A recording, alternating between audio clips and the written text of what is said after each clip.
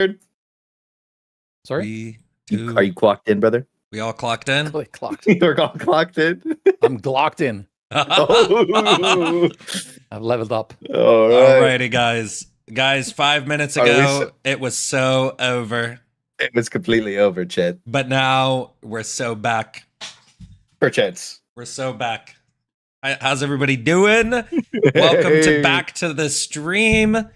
We want to welcome Mr. Twinbeard again. I think I'm not muted, and I think I'm not echoing. No echo, not muted. Get some huge love in the chat for Twinbeard. It's going to be a beautiful day, perchance, chat. Make sure you get some huge love up. Thank you so much for coming on today, Twinbeard. Everybody's been looking forward to this for a time. Yes, thank you, Kind of Twinbeard. We're going to share Twinbeard's Twitch and also his Dono link. We have his donos showing up on the stream. So if you guys want to dono to Mr. Twinbeard, you guys should also follow him on Twitch. Additionally, all donations from today are going to go to him as well, just so you guys are aware, just for an extra big support from Mr. Twinbeard. Yeah, because we appreciate him coming on and taking time out of his busy day. Shad with the $10 into the untested stream. Novotic with the 5. Shout out the Tylenol Timmies. All right, I think we're good to go. So, Twinbeard, how have you been for the last 10 months now? 45 minutes? Yeah, the last 45 minutes. The last 10 months now, when you were at Arrowhead. It's been a while since then. What have you been up to? How have you been? It has been a while. Time flies. Yada, yada. Well, how much time do we have? We got all day. It's been, how much time do you have? Yeah, we'll see. We'll see where we end up. Well, it's been, I mean, the TLDR is that it's been fairly quiet. Just like you said, it's been, we said the other day, it's been like, for all of you out there who don't know, hello, by the way, thanks for watching. I've been lurking a little bit in these two gentlemen's streams the latest 2 weeks or so. And we picked it up from there. And we said the other day that it really feels like it's been ages. Or I at least I feel it's been ages since I left. But it's only been 10 months. Yeah. Yeah, it's been quiet. Both for good and bad, I guess. I got a chance to catch up a lot of stuff at home. My last job before this one, or my 2 jobs ago, actually was the first time in 21 years without me being fully employed. So and you have a lot of stuff to catch up with when you have a home and 2 kids and a house and stuff. So it was kind of nice. The first it's still nice actually, but it's beginning to be a bit boring, a bit too calm. It's too calm. You want to get back to it? Yeah, get back to something anyway. Which is one of the reasons that I mentioned the other day that probably will be picking up some streaming again. And for those of you that are nice enough to join or follow my Twitch channel, to join the bearded community, you'll notice that it's been 4 years since I streamed last time. So there's going to be a ring rust for sure, but I've been missing it. We used to stream a lot during my years at PC Gamer, so I miss that. I miss chatting. I miss the community vibe and playing games and talking trash. And I feel like you could build a massive community on just beard care tech tips. Like it would go crazy. It would go crazy. Too bad that I how long is it now? I don't know. It's like asking a teenage dude, this is as like, long as how I long can is go. it? Yeah, this is me too, right? Like I do need some beard tech tips. I'm going to be honest. It's about belly button long, I think. That's crazy. I don't measure it anymore. Do you wear beard wigs? Right.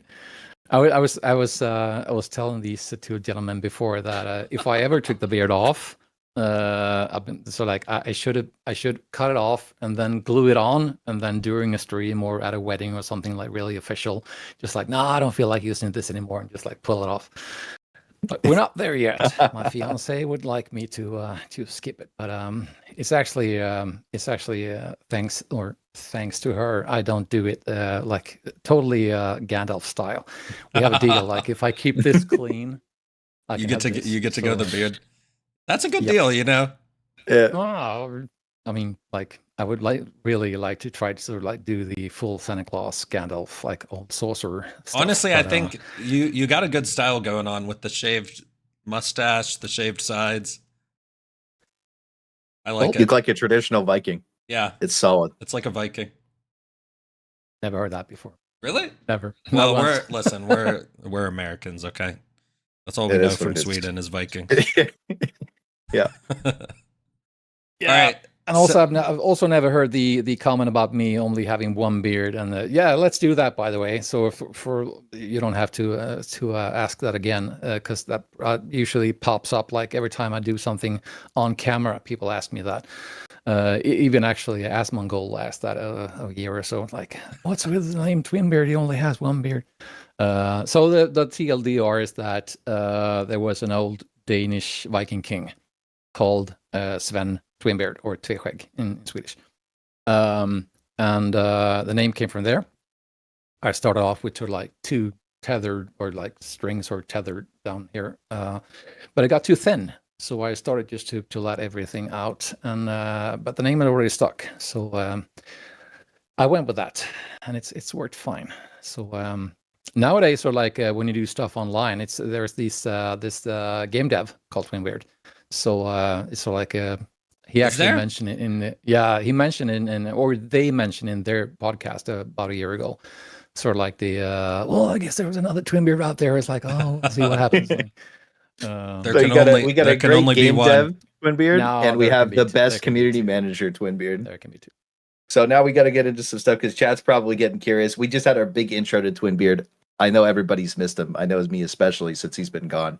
But I think one thing that more than anything, like, what was your most like memorable moment as a community manager or like the Helldivers community? I think let me interrupt real quick because we had a bit of tech issues earlier. We kind of missed the intro a little bit because there are a lot of new players for Helldivers in the last 10 months, especially. So for anybody new to the game, Twinbeard was a community manager at Arrowhead. He was in the Discord all the time. You can search his messages in the Helldivers announcements if you want to see him. And we'll get into some of your old posts that I liked and I remembered and stuff like that. But just for anybody joining, we kind of skipped out a little bit of the intro. It's a little bit scuffed. But sorry for the interruption. Let's get back to it. What was your most memorable moment, I think Clay said, as a community manager? Yeah. For Helldivers, yeah. Well, there were a few, but off the top of my head, I think that even if it's a bit sad, the day I left is certainly one of them. And I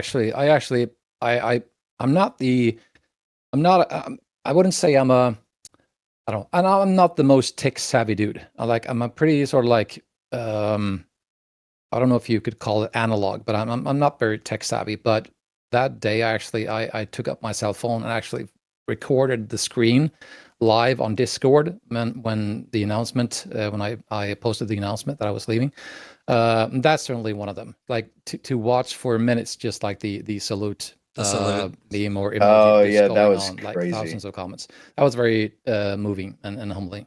And also some of the posts. I kept some of the posts and memes and Reddit threads, and I think if I can do a bit of a humble brag, I still think that the post of me leaving is, I think, still by far the most upvoted or emojied, if you could do it. The most? If you can make if you can make that into a noun. The most is actually insane. I thought you were gonna say like second most or third most, but the actual most is actually insane. It's to be fair, it's not like I've navigated the whole Discord on, but there were a lot of comments, a lot of emojis and No, yeah, I threads believe and that songs because and we all love you. so that day was special, but albeit in a sort of like a both sad and both good and bad, I guess. Then there was the another memorable thing, both for good and bad as well, was the Sony Gate weekend, the PSN account thing. For those of you who don't know, like the TLDR was that Sony was enforcing a decision to link user accounts to their network or PSN account, and that was pretty poorly handled from a communicative point of view. That's one way of saying it. Yeah, it was pretty bad. I'm just trying to be yeah, no, I know, diplomatic. but yeah, yes, sir, I know, yeah. But that and that launched, that message came out on, I think, early Friday, local Swedish time. And I remember it because there was someone on Reddit creating a thread where he said that I posted 224 posts during that day, or like during 11 or 12 or 13 hours during that day. And I obviously it wasn't a very good day or a good weekend. It was really not a very good time, but I think sort of the and I'll probably go back to that several times during this call as well. But the reception and from people, and sort of the fact that people weren't hammering down on me felt really nice. So like during that controversy, time of crisis, yeah. And I think that's probably one of the main reasons for me really liking this job, and I think just like managing to do it fairly well, is that I think, at least I hope, I have some sort of way of connecting with people and trying to not sort of make things personal, because they rarely are. I mean, especially during that weekend, and especially that Friday, there were very few people actually complaining. It wasn't about me. It wasn't about it wasn't about any one of the community managers or anyone at the overhead staff either. It was just like it was a decision poorly communicated, and to sort of not fall into that trap of getting like taking passive aggressive or taking offense or lashing out or whatever. Like, and I think that people picked up on that fairly quickly, that I'm not the person who sort of does that, or I try to really, to a very large extent, to avoid it. It's very rare that I there is rarely any need to sort of go out on some sort of rant or lash out or whatever, because it's very rarely personal. Yeah, for me, whenever we would be like really mad about something, just in general, like us, chat, pretty much all together, you know what I mean? Like everybody'd be so mad about whatever was happening, right?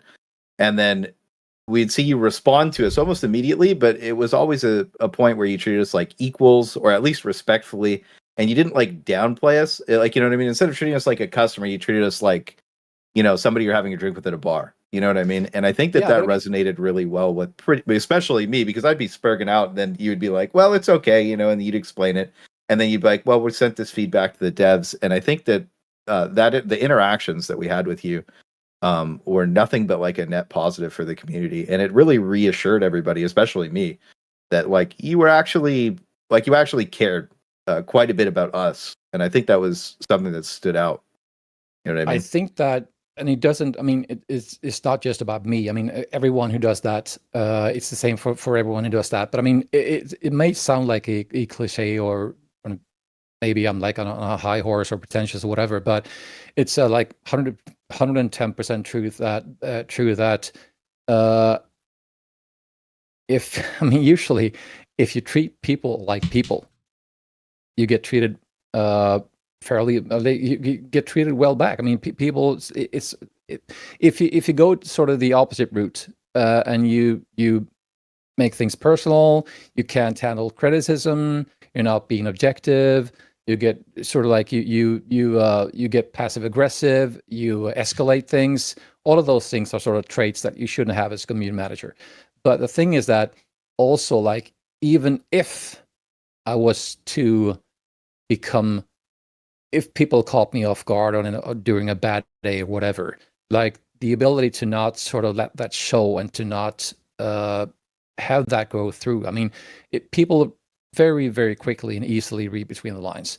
So it's impossible to fake being nice. You can't. Like people, it's just especially talking to you guys. We you've been doing overanalyze everything. I was just Yes, we going to do. go into Yeah, sort of the yes, we analyzing do. thing, like as well as you sort of analyze the patch notes and like, okay, what are the changes here? What are the good ones? What are the bad ones? What might be ones that weren't communicated well enough? It's exactly the same thing with communication. Like in my case, mostly written back as a CM, but what you say, Clay, that you felt that I respected you and I liked people is not that I felt. It's I do. I mean, I like people. I like people overall. It's like I said, it's very rarely personal. If someone's frustrated about something that's messed up or not communicated in the game, that's what they're frustrated about. They're not frustrated about me. They're not even a lot of the times not even frustrated about the game as a whole or Arrowhead as a whole, or were back when I was there. It's they're frustrated by this thing that does not work or does not compute or has not been responded to or whatever. And just by treating people nicely and with respect and trying to be communicative, you're sort of like halfway there already. So that's my sort of like my overall approach. I sidelined the question a bit. We were talking about the most memorable moments. So like the PSN linking account weekend was one for both good and bad. The day I left. One thing to interrupt you really quick, because I did pull the amount of reacts that you had to your post. If Thick wants to pop that up on screen. What's up? Okay, so that's an insane amount of reacts, the salutes, the thumbs up, the hearts. And I think now also whenever there was they people post in the something- general chat spamming the salute GIF as well. Yeah, it was crazy. But now Twinbeard, if you don't keep up with their announcements, they get like 5,000 plus pregnant men reacts, and they delete them after a couple of What? days. So look, man, yeah, your impact was just absolutely insane, and I think that all the OG Thanks. players remember it. So yeah, How I'm about your trying other to. memorable things? I'm really bad at multitasking, but I noticed a post from a comment from some security in the chat that people are frustrated by community managers that feel more like a wall in between the devs and the players at the bridge. That they should be most of all them except me in that case. Again, it's. I mean, I don't want it. I don't want it to sort of like make things about me. It's about treating people nicely and with respect and trying to be communicative. I think that for any good CM, it's sort of like what they try to do. And then obviously there's the sort of like behind the scenes thing where it was like you also have to have the proper tactics, planning, strategies from within the company. I mean, so it's obviously an internal discussion as well. Like, how do we approach this? Who should be where? Who should do what? What should we do? And that's obviously something that has spurred a lot of criticism ever since sort of the launch, really. So like the going back and forth between maybe not communicating as much as people would like, but that's obviously for not for me to sort of comment on what they are trying to do or want to do. But it's anyway. If you ask, sort of like me, my approach is trying to be. I'm usually very transparent, and there are times that you can be too transparent. Very rarely, in my opinion, but still, there are occasions. But I rarely think that you can obviously spend too much time doing something. It's like in comparison with the other stuff you have to do at work. There's like neither of us could be sitting on Discord for 24/7 because there was a lot of other things to do as well, obviously.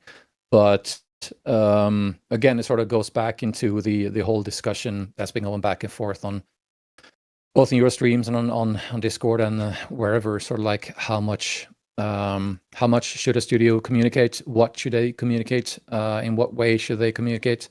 And that's a big one. Sort of like I mean, yeah. For me, the biggest part of communication there was, again, like we'd be crying in chats, you know what I mean, and we'd be crying on stream about it, you know what hopefully it goes back to being stupid stuff again. But when you would be like, okay, if it was a serious problem, you would be like, okay, I sent it to the devs, and a lot of the stuff that you sent got fixed fairly quickly, and we noticed that through the patches, right? So I personally feel like that was something you did the best, like, overall, because it really just reassured me that you were working on stuff. And that was one of the things I wanted to ask you, Ness, is like, what do you think you did the absolute best? You know what I mean? But let's have Thick do his thing too. Well, I was gonna say one specific example that I always remember Twinbeard for was I posted I don't know if it was a video or a community post, it was probably both, but I posted basically a YouTube video saying like, oh, here's the data mined files, the HMG got its durable damage nerf, the railgun armor piercing was removed, the anti-tank mines changed.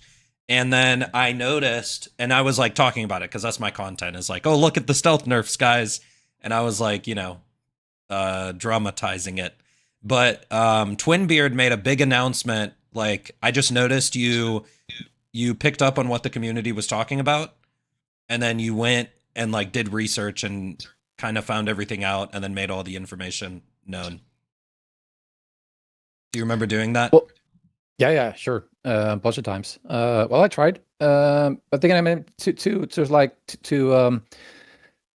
maybe what's it called? Sort of like take me out of the limelight a bit. It was like out of the downplay my importance, or like it's also a thing where by it goes back to what I said before. Like we couldn't spend as much time as we would like to spend on certain things.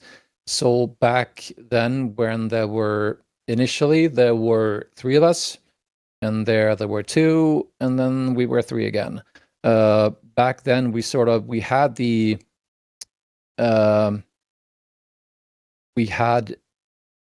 I could sort of try to make time to be that person that tried really hard to communicate between the player base and the devs, and sometimes we managed to pull something like that off. Like, for example, there was the like you mentioned, the initial, or the first so-called stealth nerf patch post thing, where we tried to sort of like really hard to go between the players and the devs and explain what was what. And there was also the ragdoll thing, which was one of the latter things I did try the ragdoll poll to pull info from regarding that. But there is also, to be fair, a thing where if we could spend every day, like all time every day, working just trying to sort of do that, like, because there is so much stuff. Like, we had 1 million people already last year on Discord alone, and we could be doing that all day. So I have sort of like the full respect from some of my colleagues that didn't always have the time to sort of do that, and neither did I. But at least we tried, or I tried, from time to time to dig stuff up. But I also think that even the times when we weren't able to get back with info, just and this is my personal opinion, and I'm probably going to say this a bunch of times during the stream, but there's obviously difference between what I can go into and what I won't go into, but there's always my personal opinion on stuff, not sort of like that doesn't have to do anything with neither the game or Arrowhead, but and almost lost my train of thought. Yeah, right. Even the times when we weren't able to respond to things with solid information, just the fact that you acknowledge someone that asked is a big thing, in my opinion. Yeah. Like, don't do the silent treatment, because silence kills. Like, don't do it. It's like just just give them something. Just I've seen this question. I'll try to get info back. And there were a bunch of times that I got back to people saying that, sorry, there's no info to get, or we can't sort of go into this, or we'll go into this on X time or whatever. But just the fact that you communicate with people and try to sort of like acknowledge that you've seen them, again, goes back to sort of trying to be respectful and communicate. And that doesn't take as much time. I mean, the sort of like when we got into the really nitty-gritty stuff with the ragdoll stuff, and like especially you think like you really go hardcore on the analytical stuff in terms of patch notes and stuff, like your 5-hour streams on Sway and Drag and whatnot. But so you guys understand this better than a lot of people, that whenever we got one of those questions, sort of like that we really had to dig deep, sort of to try to find information on certain stuff, certain things, that takes a whole lot more time. So that's way more difficult. So there were a bunch of times that we just have to say that, sorry, we can't go into this, or that we have to. But it's not about sort of like rubbing people off. It's just like explaining that. It's just a time management. Yeah. Well, I think that you just saying that we can't talk about it was better than just nothing, right? And it's just like this, it's just the small things. It's like building up goodwill, you know what I mean? And then it's just like you stack enough of it and then everybody spams Twinbeard, right? So it's like everybody really remembers just feeling respected. And I think that in the current environment, I know like we won't go into in-depth talking about it, but the silence is really like agitating a lot of people, and like going a long time without comms or what you used to do definitely hits pretty hard, considering what we used to have felt so much better. So losing that was a big hit to the community, and I think that everybody just really remembers that, especially me. I think like I've started a couple times already, but I think that like ideally, I think a studio should have, or company or game dev in this case, should have good comms. But if they can't, it's way better to explain that you can't, and to sort of like hold a steady line. Like if you, for example, there are a bunch of game devs or companies out there that don't communicate a lot, but as long as you're sort of like what's the word? As long as you explain that, or if you're clear about that, so like we don't communicate a lot, so this and that is what you can expect from us, then people know what to expect. What they don't like is sort of like if you go out and say a bunch of times like we're going to do this and that, and you don't live up to that, then you get backlash. And if you go from being very communicative to being silent, you get backlash, obviously, because it's like people react to what you said that you didn't sort of follow up with. So I mean, find your line, find your approach, and hold that, keep at it, keep your promises, do what you're saying you should do. Do what you sort of like, live up to what you said before. You can change that, but again, sort of like you have to communicate. You don't have to, but you should. I want to ask, what was your sort of, I mean, we've already been talking about this, but I do think it's interesting. I think you said you used to work with PC Gamer, right? Where you were basically 16 years. That's a long time. Where you were basically a journalist. I kind of want to look up some of your old articles, but yeah, I do how do you think your sort of journalism interest, change your approach to being a community manager? Did that have any play in it? I would say that it helped a lot, but not that it changed a lot. I was pretty much sticking to my guns, or trying to be the same person I'd always been. There's not really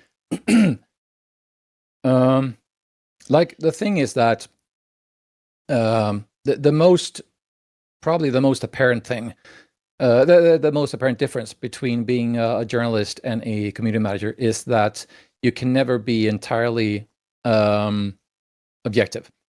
Because someone has you on their payroll, right? You're paid. You're an employee. So if you're a journalist, you're sort of like, your ultimate goal all the time is being objective. Your approach to something like reviews, for example, reviews are always subjective. We had that discussion a million times. People that didn't get sort of like, they don't get the the difference between being subjective and objective. Like your thoughts, your reasoning, your judgment, that's subjective, but it's like your approach to something should be objective. You shouldn't have prejudice or like what's it called? Like yeah, you get what I mean. And so the biggest difference between that and being a CM is that regardless of what I'm saying or what I'm thinking, I can never sort of claim to be entirely objective in that sense because I'm on someone's payroll. But I mean, that just goes back to what I said before, that as long as you're trying to be honest and being transparent and talk to people, they're gonna sort of like read between the lines and find out who you are in a split second anyway. So I've never had a hidden agenda, like never had a hidden agenda. That's difficult to say quickly. Hidden agenda. Hidden I've agenda. never had. Yeah, I'm Swedish, damn it. It's not my native tongue.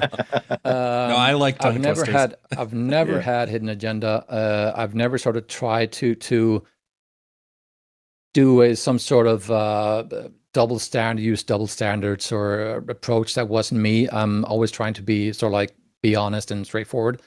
So that and that was a thing we implemented very, very early on in PC Gamer Sweden. We were among the first ones to create a very short distance between the editorial and the player base. So we had a lot of early days. We had a lot of letters, a lot of pages in the magazine, and then we went on to socials, and we always had a very short distance.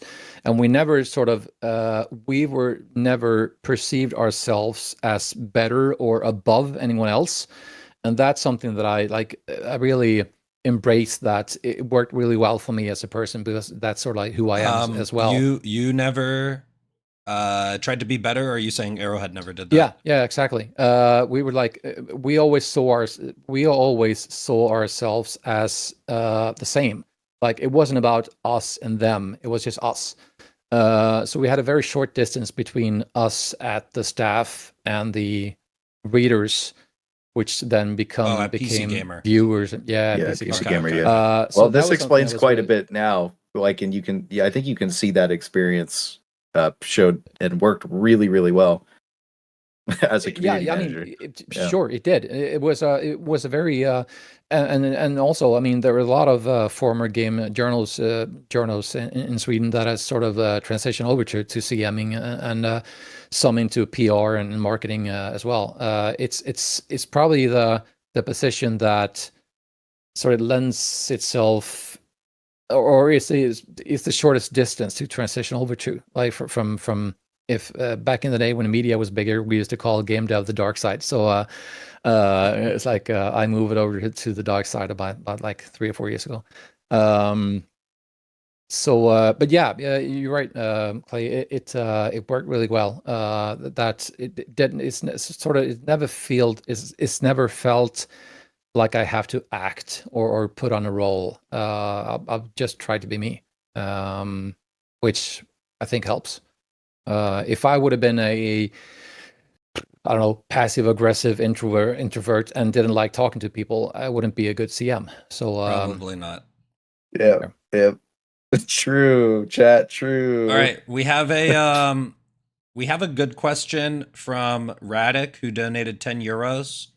I think this could be a little bit of an interesting topic. From Twinbeard's past experience, do you think the devs really listen and care about the players' experience and feedback? Why does it seem like some devs are eager to nerf the players? Tough one. We discussed it before going on that there is stuff that I won't be able to really go that deeply into. And there's also a lot of stuff that wouldn't be fair to me for me to go into in terms of what people what the staff at Everhead are sort of like discussing now. It's obviously something that I wouldn't be able to discuss even if I still work there. But for sure they care about the players. Anything else is just like, don't do the that's sort of like, if anything else would be to wear the tinfoil hat a bit too long. Like they definitely care. So I obviously do realize that it's hard at times when things don't go. Don't do it. Don't do it. I think maybe if I could rephrase a little bit, because I don't think we necessarily need like, oh, what did Arrowhead think at this time? Like, we don't need that sort of answer, but I do think it's like a common experience that players feel like, oh, the devs just want to nerf you. Like, for example, I think in Escalation of Freedom, when they fixed up the flamethrower visual, I feel like from their perspective, like that was just like a bug fix, right? Or maybe not that specifically. You can't answer specifics, but you know what I'm trying to say. Like, yeah, but I mean, it's I don't think it'd be fair, or it would be really difficult for me to like. I know that. I mean, there were several people from out that's been discussing this in a bunch of their dev streams or dev blogs. Sort of the more technical aspect of what stats to change and whatnot. All the Lennart and Nicholas and a bunch of the other devlogs. But I mean, I probably wouldn't be able to add much value to that in detail, except maybe saying that it's well known that, I mean, people are talking about this all the time, sort of the infamous tech debt that is carried sort of like ever since launch, that Helldivers 2 was launched into being swiftly becoming a global success, far beyond that anyone had imagined, and that the backside with that is sort of like a lingering tech debt and that's been acknowledged a bunch of times, so it's not a secret at all. And that fact still sort of, I mean, Shams has been commenting on this on Discord a bunch of times, just like the last 10 days, sort of the fact that this is still something that they're fighting with. But in terms of sort of the discussions, the internal discussions of what stats to sort of lower, or what things to nerf and what things to boost, and why, that's a way more complicated discussion that goes back into the earlier stuff that Peelan was like his baby, sort of the what the game should be, like the vision of, should it be like the discussion where like, oh, this is Tarkov in space, or this is like a mil sim thing. Is it a more of a casual what's the word? I dropped the word. Is it more of a casual experience? Yeah. Sort of like vice versa, a more like mil sim thing, power fantasy, blah blah blah. That whole thing is not something like I wouldn't add much value into. That it's far too intricate, and it's nothing that would be like proper. I wouldn't. It's not my thing to sort of comment on. But I think that sort of again the it's a combination of the tech debt still being a lingering thing, and how the original vision then worked when the game was launched.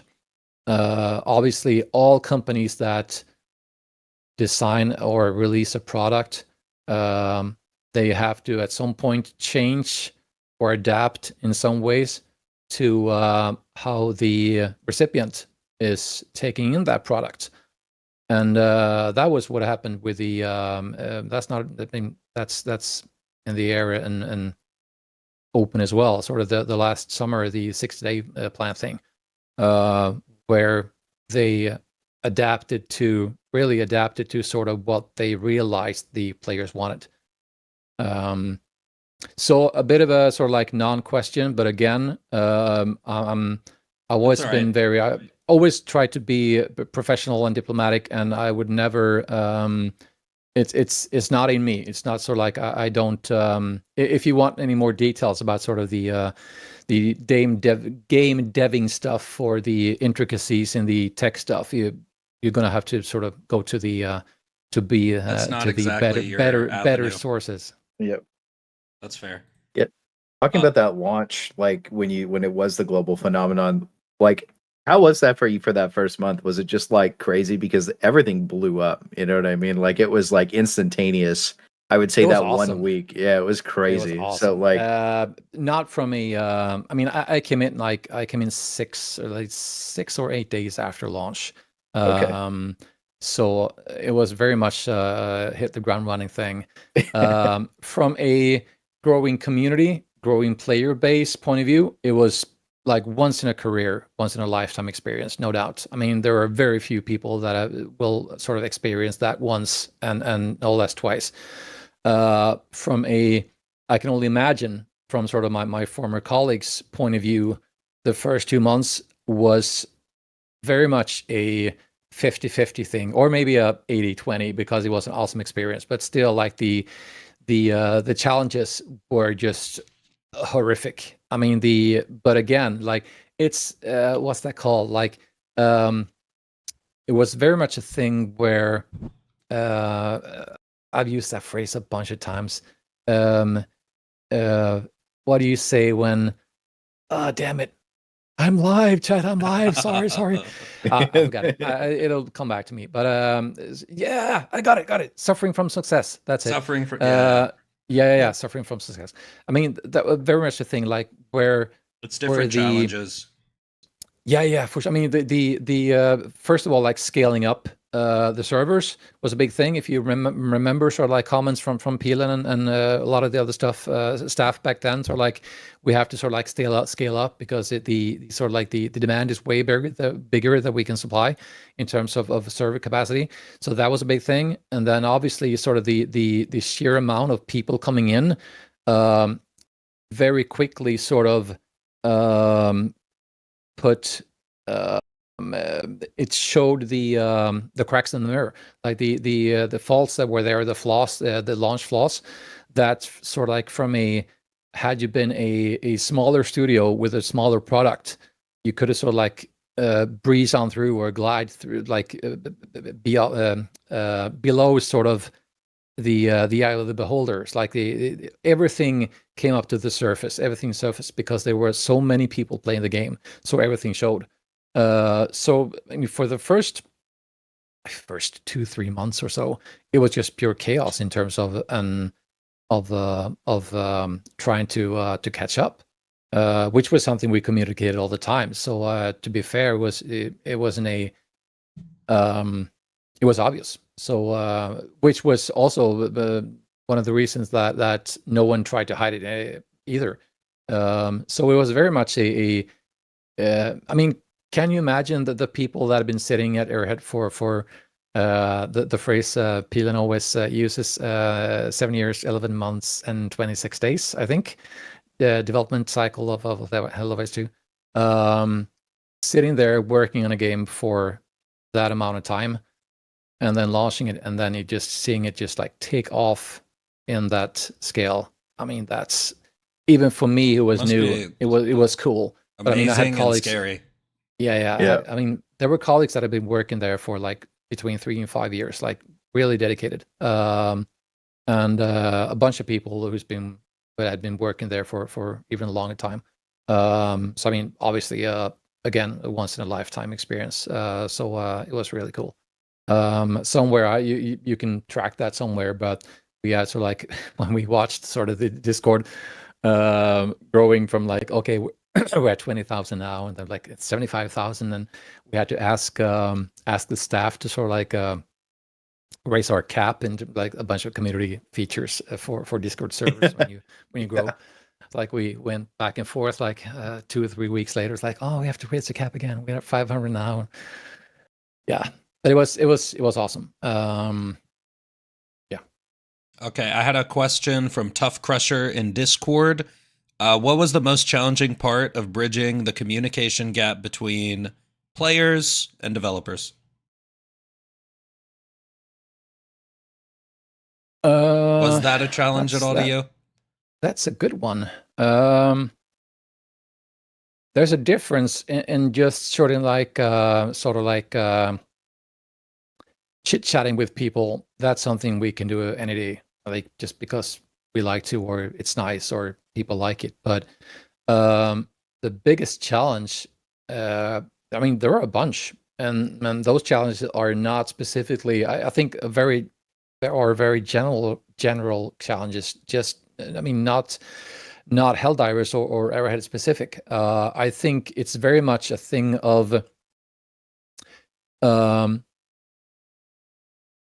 knowing well enough what the plans, the strategy is, sort of like from an internal point of view, sort of like what the company's strategy is in terms of X, Y, and Z.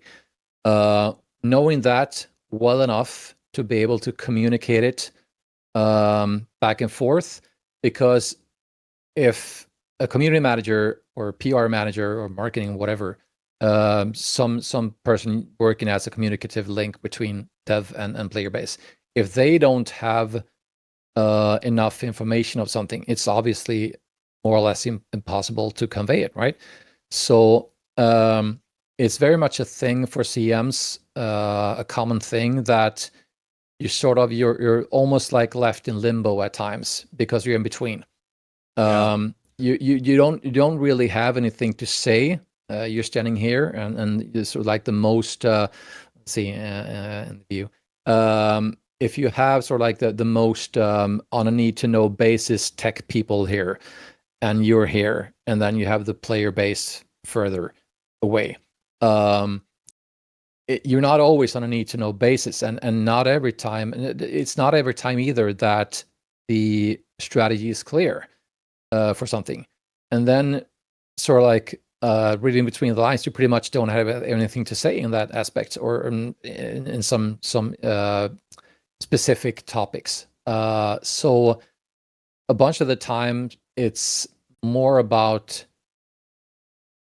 if you don't have anything concrete to say from sort of the dev side and to convey that over to the player side, you're probably better off in that case trying to pick up more things from the player side and bringing that to the dev side to sort of keep the communications going.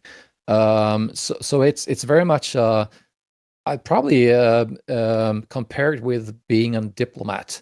It's very much like sort of like trying to find the best items or best topics to cover, trying to intermediate, trying to be diplomatic, trying to relay things back and forth, almost inventing stuff at times, or like, okay, what can we give them if we don't have anything specific to talk about? For a community this large, that was rarely a problem, because there were always more questions for us to cover that we had time with. So I mean, any one of us in the CM staff or Marcom's team, we had always more DMs, and I mean, I could more or less, at least the first.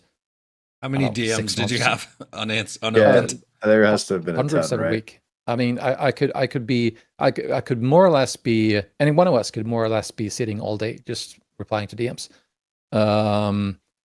But yeah, so I was surprised the amount of times you actually DM me back as well. Yeah, same here. I think a lot of people too, like it, especially when it's just like people probably expect a community manager to respond to a creator in a lot of cases, but like the vast majority of the time, if you message a community manager, it just gets lost. Like they just, there's no comms back and forth at all. But like it really was like, a lot of people specifically remember this a couple times in chat as well, that like they remember, they were like, oh yeah, you actually responded to me privately, and you know what I mean. I think that hit hard. Actually, going back to the original question about what were the challenges, that's definitely one of them. Top three probably. That what's the word again? That's a good word for it. Not being enough. So like not to. There's a nicer word, but sort of like not. There were more things for us to cover. More comms, more questions, more things to dig into than we had time to. So being, what's the word, chat? What's the word? Not being sufficient, not sort of like adding up to not expectations. Come on, there's a word for it. I don't know. It doesn't matter. We're but both cooked. Under, not staffed, but under something. Yeah. Not sort of being enough. Adequate? Doesn't matter really. You get what I mean. Yeah. Sort We of understand. not, Sort of like time, not having enough time even. not having enough time. And that could be painful because if we had 60 DMs or 185 DMs, it was obviously not a good feeling to not be able to respond to those, but more than a fraction of those. So whenever I or we CMs, when we did, we constantly try to, we had to sort of like pick out a few. And I tried to read the chat at the same time. Doesn't work for me. I'll read the chat to you. I can't We're multitask. good. Not sort of being able to keep up. That was a big challenge. And especially like the first 4 or 6 months was a big thing where it's obviously not good if you're I never ever pretty much use the word customer because that sort of implies that it's not people and it's people we're talking about. So but in this case, like let's call it audience in that case. I mean, if you have an audience and it's huge like it was in this case, not being able to sort of be up to snuff or to be able to reply to everyone can obviously lead to that audience thinking that, oh, they don't want to reply to our questions, or they're not communicating, or they're blah blah blah. So that was something we tried to avoid by, again, sort of like picking. We had to pick our battles. To sort of like pick out a few DMs a day, pick out a few comments to reply to just a fraction. Yeah, so that was a challenge to like to like keep up with the pace. Yeah, me and Clay both can resonate with that because like literally I think neither of us have even 100,000 subscribers, and like we get tons of messages all the time. I try to respond to everything. I made a point to just at me in an open channel in my server because I'm like, it got to the point where I was getting so many per day. The other day I woke up with like 40 something, and I was just like, just going through them takes thinking about the response and properly responding takes actually a substantial amount of time. And I was going to ask you what made you so successful as a community manager, at least in your eyes, but I think you just pretty much explained it as like just taking that time. It means a lot to everybody, and I think that everybody sees that. Well, but I was saying I can see how it could be tough because me and Clay get tons of messages and ads. We don't even have 100,000 subscribers, so imagine with Helldivers where it's like, what, 12 million copies sold? Like that fan base is way huger. And you wake up to 100, 200 DMs a day, it'd just be like, it'd be overwhelming. But you said it's picking and choosing the messages when you could, or just at least doing your best to respond. I think that after hearing that, it really does show like why you had so much respect in the community. Did you like expect you to have such a big impact on the community the way that you did? Hell no. That's crazy. The thing is that, and this is one of those like really weird things where I rarely talk about sort of like I said to the guys here before we started, like I'm not old, I'm experienced. I'm old both. I'm both actually, but don't tell anyone. The thing is that I think that not everyone, but a lot of CMs thrive on and excel at this stuff, like communicating with people. It's sort of like they shouldn't be there if they don't like it. They shouldn't be there if they're not good at it. And 20 years ago, I've always been very good at sort of like knowing what I'm bad at. I've gotten way better at also sort of from my own point of view, sort of like acknowledging myself, what I'm good at. And I know what I'm good at. I have had a way harder time before, and I was young to sort of like, I've never been cocky, but I know what I can today. I had a hard time when I was younger to sort of like to stand up to that or to sort of like know that.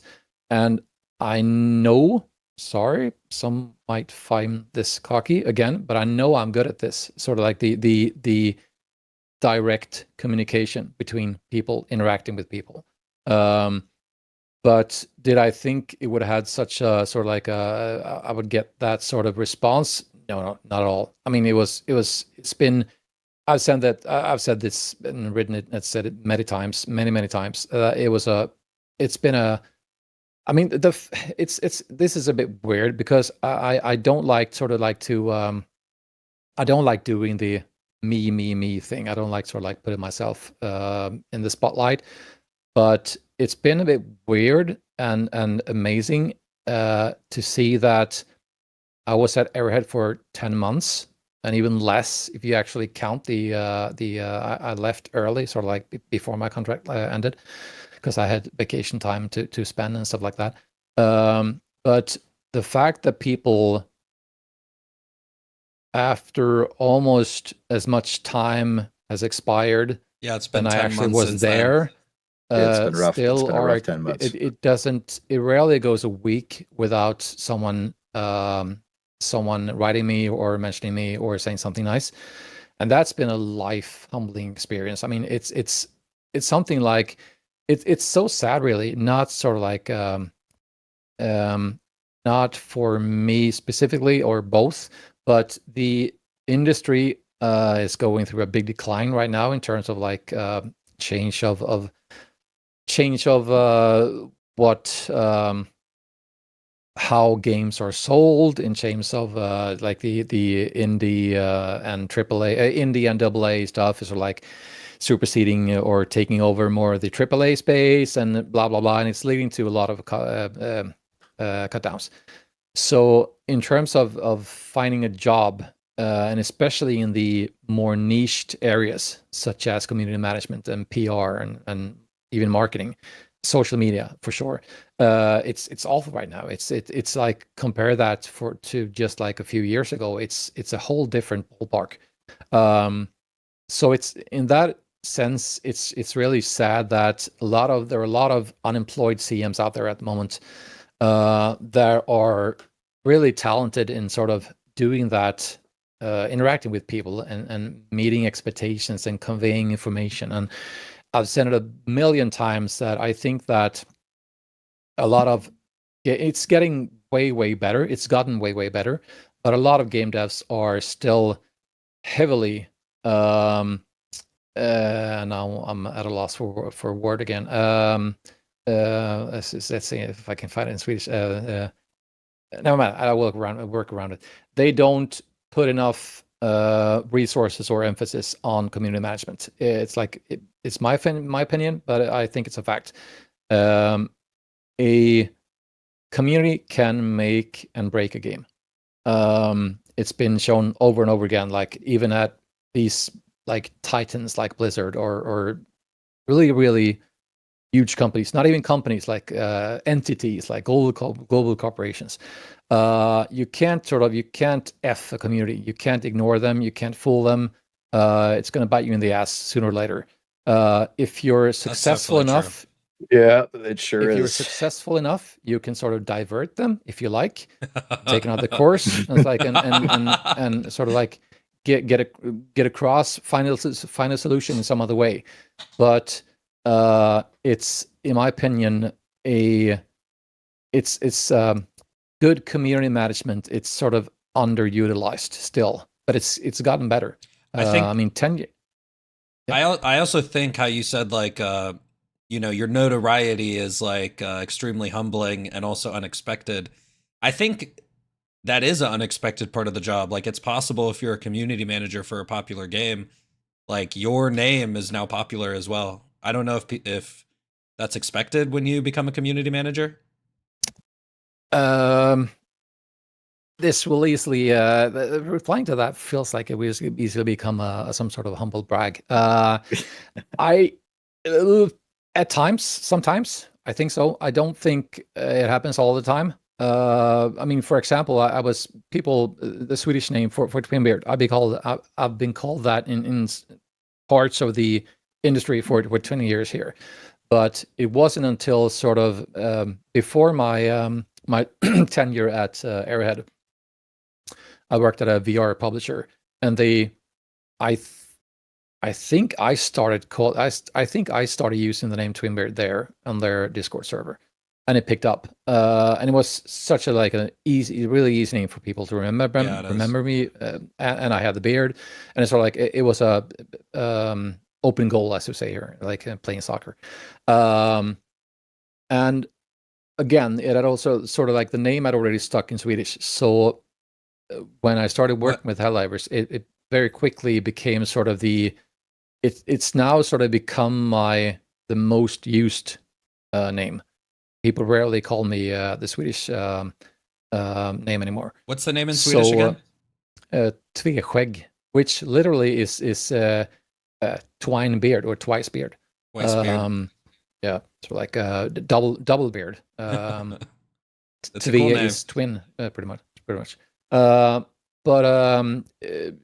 But then again, I mean, it's also like, sure, you can probably make a case that if I would have been a douchebag, the name wouldn't have stuck, and obviously, but in this case, the game grew so quickly and became so big, and I was one of the CMs, so it's not far-fetched either that if I did at least decent job, the name would spread. You might have gotten a new nickname if you were a douchebag. Douchebeard. Yeah. Douchebeard. Douchebeard. L-beard. L-beard. Yeah. No, but instead of Windbeard. He's Windbeard. You did say something about how a community can make and break a game, and I really do feel like there's always that like right now it's the Glaze Divers versus the Cry Divers or whatever, right? We're on like probably the worst art possible. Divers. Yeah, and the community right now is pretty fractured, I would say. And back then, I definitely felt at least a sense of unity around you in the community, because everybody could talk to you equally, and it wasn't a problem. And I think we might need Twinbeard back, right, chat? What do you guys think? I think we might need him back, guys. I don't know. I'm just saying. I feel like he might. I feel like we might need him back. If someone makes you guys think, chat? Spam some W's if you think we need Windbeard back, dude. The chat's moving now. Yeah, it looks like people are like, we want to be unfractured. Let me segue this, because obviously the Cry Diver versus Glaze Diver arc is like the new thing. But back when Twinbeard was around, there were the Chaos Divers, and they were like, there were people like going into a lobby and just team killing and just ruining the lobby. But what was your approach to the Chaos Divers back in the day? Like, how did you feel about them? How did you treat them? How did you guys work with them? I would say that initially, and this might seem as surprising to some, but and I'll try to phrase it as fairly as I can. But actually, to be quite honest, and initially, we actually didn't engage. We didn't do much about it, because initially and I think I can only speak for myself, but I think like if you ask either of the two CMs that were there at the time besides me, and C level as well, like people in management, I think that we didn't really know what was happening initially. Because like what is this? Like, okay, it's some sort of like hardcore sub division of people. There was a whole sort of like I wouldn't say enigma. That's like a too big a word, but it was a sort of like a general feeling of that we didn't really know what they wanted initially. We knew that it was sort of like it was born out of some sort of a combination from both loving the game and wanting it to be very hardcore, and then having a part of Arrowhead not fulfilling the sort of like the performance and communication that they ideally wanted us to. So it was like a little bit of a weird mix that. And it goes back to what you said just now as well, that's always been the case, that Arrowhead has always had a very like huge love from the community. It's when something happens that the community or audience don't approve of, that you get these sort of like these. You have the word Factions. do you have the word phalang in English? It's like a what's it called? Fracture.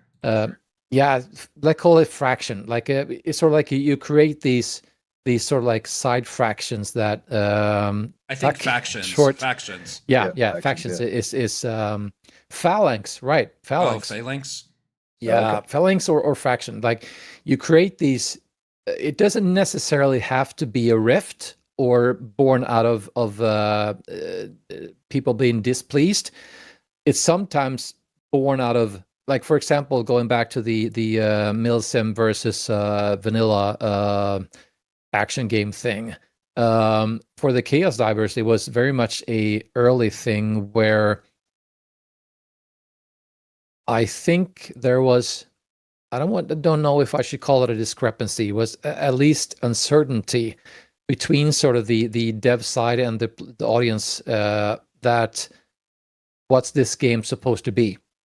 And you still have that discussion, obviously. Like some people want it, you guys want it to be sort of like the level 15 hardcore, the game's too easy.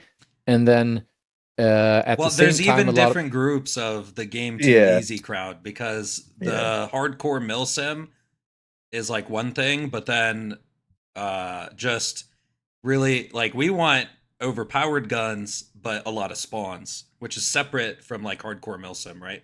Yep. So there's even splits there. And one of the things is we used to have, we don't anymore. I just meant that there are always going to be, like, for a big game or a big crowd, there's always going to be these different factions that want different things. And when the K-Divers initially was created, we didn't really know what it was at first. So I think there was a little bit of worry internally, like, okay, what's happening now? This is something brewing. But fairly quickly, it was becoming evident that, okay, they really like the game. They just want some things to happen a bit differently that they currently are. So we quickly sort of, I mean, we realized that it wasn't really, it wasn't like you said, it wasn't a rebellion. It wasn't a mutiny. It was more like, well, here's a faction that wants stuff to be done a bit differently. So they actually, I mean, they were nice about it. I felt that, because this was pretty early on, and I felt that, and I think we all did, even if I could just speak for myself, but we felt rather early that they were being nice about it. They probably could have done, I mean, they didn't really do any harm, but they could have done harm if they wanted to, because they quickly became sort of like a sub faction of where they could have like been a congregation that could have collected people being pissed about stuff and acted out on that and created like a bigger rift that they did. In the end, it sort of turned out to be a more of a hardcore section that those people that wanted were drawn to, which was fine. And we acknowledge that. I mean, both, if I remember correctly, I think this was before or right about at the same time where the shift between Pilen and Shams was made, early summertime. Yeah. And if I remember correctly, I think that pretty much all of us were at, I think at least, but sort of like at a good standing point of view with the Chaos Divers at that point. But I know that for sure that early on it was a bit of a worry. It's like, okay, what's happening here? Feels strange. As this could be something that we didn't really know how to tackle. And again, goes back to what you said, Clay, referencing what I said. We're such meta now. That a community can indeed both make and break a game. So it's. I mean, and again, if you're big enough, you can sort of choose not to care, but you should. I agree that 100% you should always care, because it's just, especially with Helldivers, right? It's one of those things where, like, I know it's like, you know, some people are like, it's cringe, but it's like we all dive together or whatever, irrelevant of anything. And like, that's definitely been removed as of the last like into the hashtag into the meat load. As soon as that happened, you really felt it, and it's crazy that we went from such a connection, just like we were diving. I don't know if you saw a lot of it, but like we were diving in with the Xbox guys, and we were dragging them to like Super Hell Dive, and like the community really aspects fun. of just like handing them like the top end gear and stuff. Like it was such a united community. Now it's just so broken. You know what I mean? And yeah, just hearing you talk about all this stuff, just like you could feel it. You know what I mean? You could feel it, the ability for it to come back. You know, and I do genuinely think that's why everybody resonates with you so well. I tip my hat out to you, Sar. All right, let's read some donations. We've been talking for a while, and I've been ignoring them. Copa with the $5 way earlier says, by the way, y'all got to get stronger if you can't handle the licorice.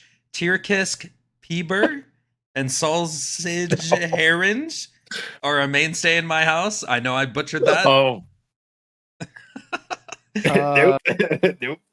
I would guess you were saying something about salted herring.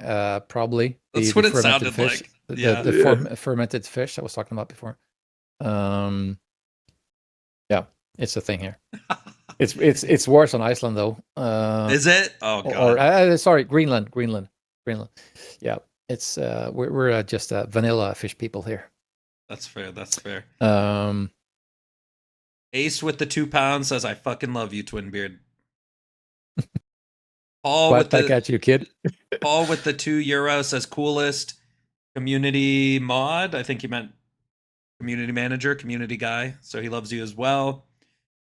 Chicken Man with the $20 says, W Winbeard best CM from Chicken Man. And then Vinny with the 2 gifted. Thank you, Winnie. Illegal Billy with the 5 gifted. Appreciate you. Can we spam some W's for these donos as well? Raccoon Man with the 17 months. Twinbeard, what's your favorite war bond? Well, this is going to be awkward. I'm an honest dude, so I haven't been playing for a long time. And don't sort of I don't know how to say this, but how should I phrase this? Same true. I think leaving Arrowhead is sort of left me with some sort of dent. Yeah. Mental dent. I could say. I think that's probably a fair expression. And I'm a sort of person that I'm watching I shouldn't be I won't do the I haven't been playing AC2 in a long time for various reasons. So it wouldn't really be fair of me to sort of go into what I mean. I can say stuff like I used to use the autocannon and breaker a lot while I played. For example, I mean, it's happened a gazillion weapons, war bonds, techniques, strategies have been launched, disassembled, assembled. The game's changed in so many ways that my way of playing 10 months ago wouldn't be how I play now. But I was very much a I don't like SMGs that much. I can say never liked SMGs in any games. Pretty much.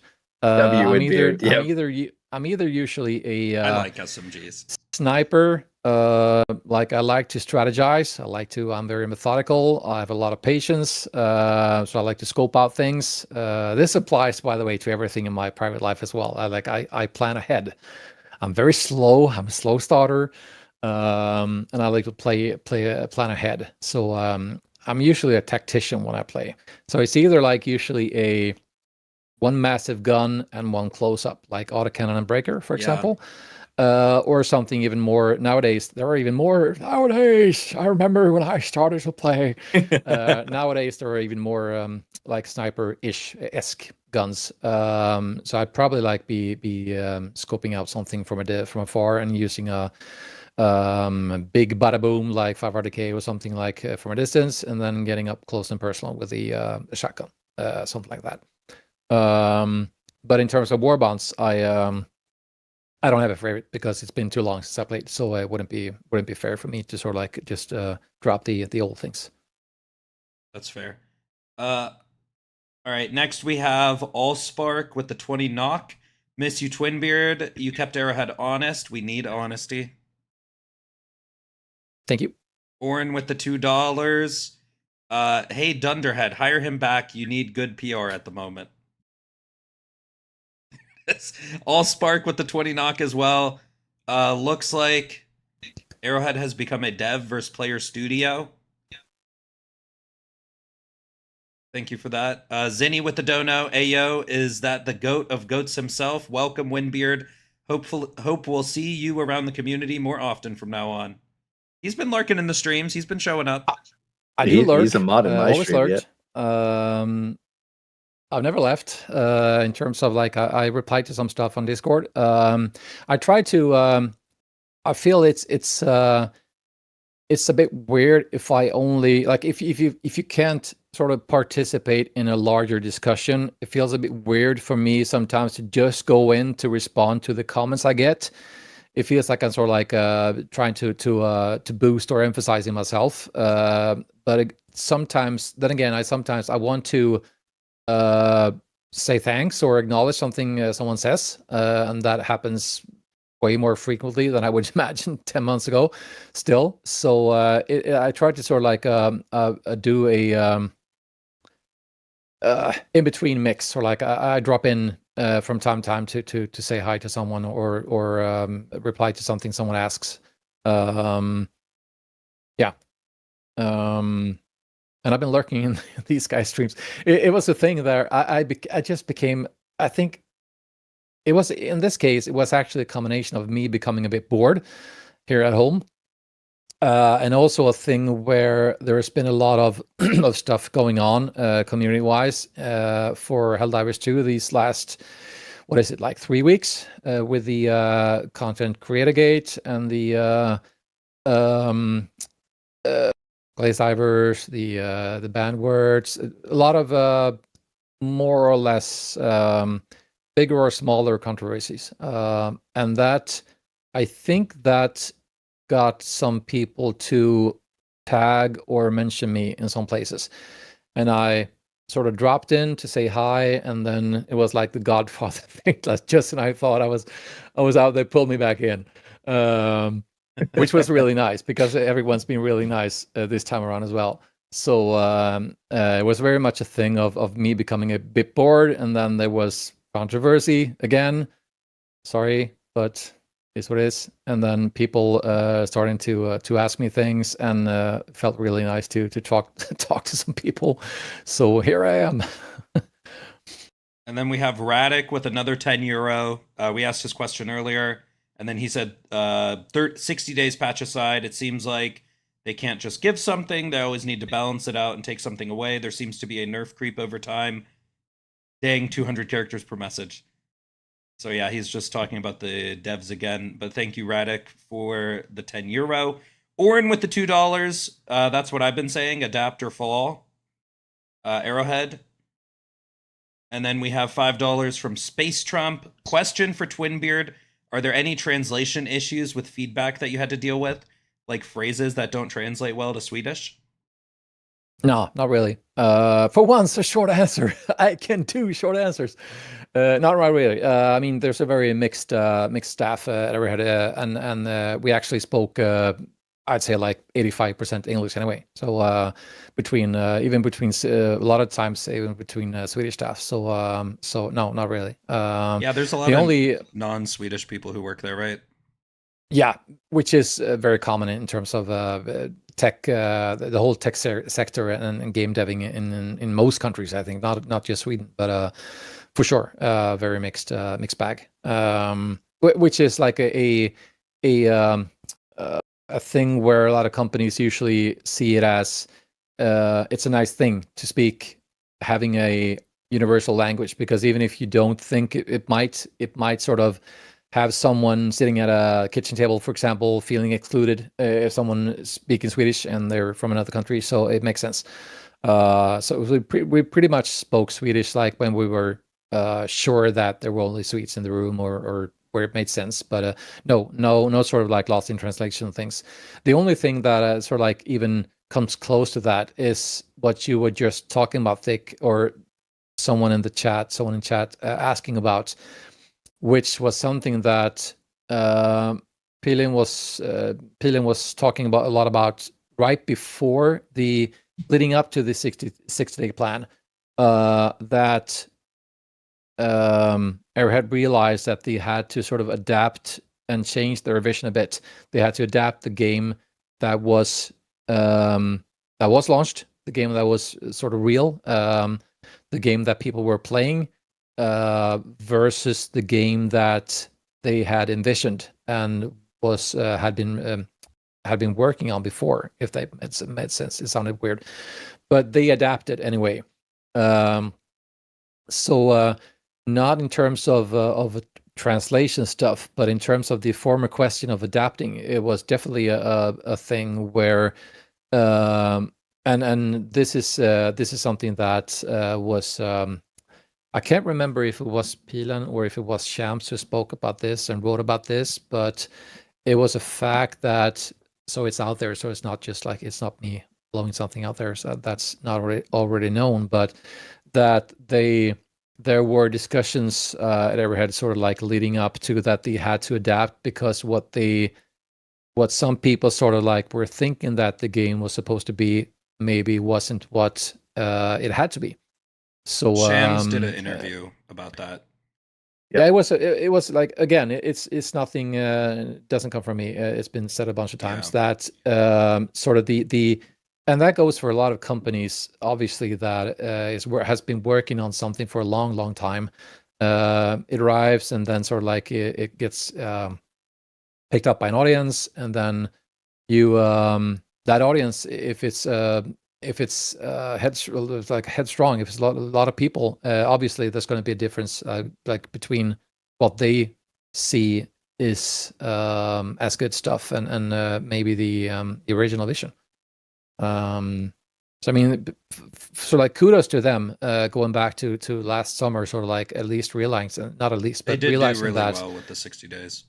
It was a big thing. Like, even if it's no big secret that it was like rushed, sort of like the brainstorming leading up to that was a very sort of like, we need to do something, which Pilin was talking a lot about publicly at the time. And as you like, I've been saying this probably 10 times already, but it's important for me to sort of like everyone to understand that I try to be overly clear in terms of like, this is not something I'm saying. Like, if I'm referencing something that Pilan or Shams or someone else has been saying, because it's not a. I've turned down a lot of podcasts and questions about appearing at places before, because it really, at that point, it didn't really sit nice with me. But it's sort of, it feels nice to be chatting a little bit with people again. And I don't have the faintest idea why it was a long rant of 2 questions weaving into another. But I was gonna tell you that your rants are amazing because your voice is very calming and soothing as well. Like, you have a good voice for this. It's just because you need more sleep, Thick. No. We're serious. Not at all. I'm actually awake now. That's been a message in chat over and over again. It's like, they're like, yeah, hell yeah, Twinbeards are chill to listen to. Yeah. Oh, that's true. All right, Richie Rich with the 20 says, thank you for what you have done for the community, from Helldiver. Lucky me 4598.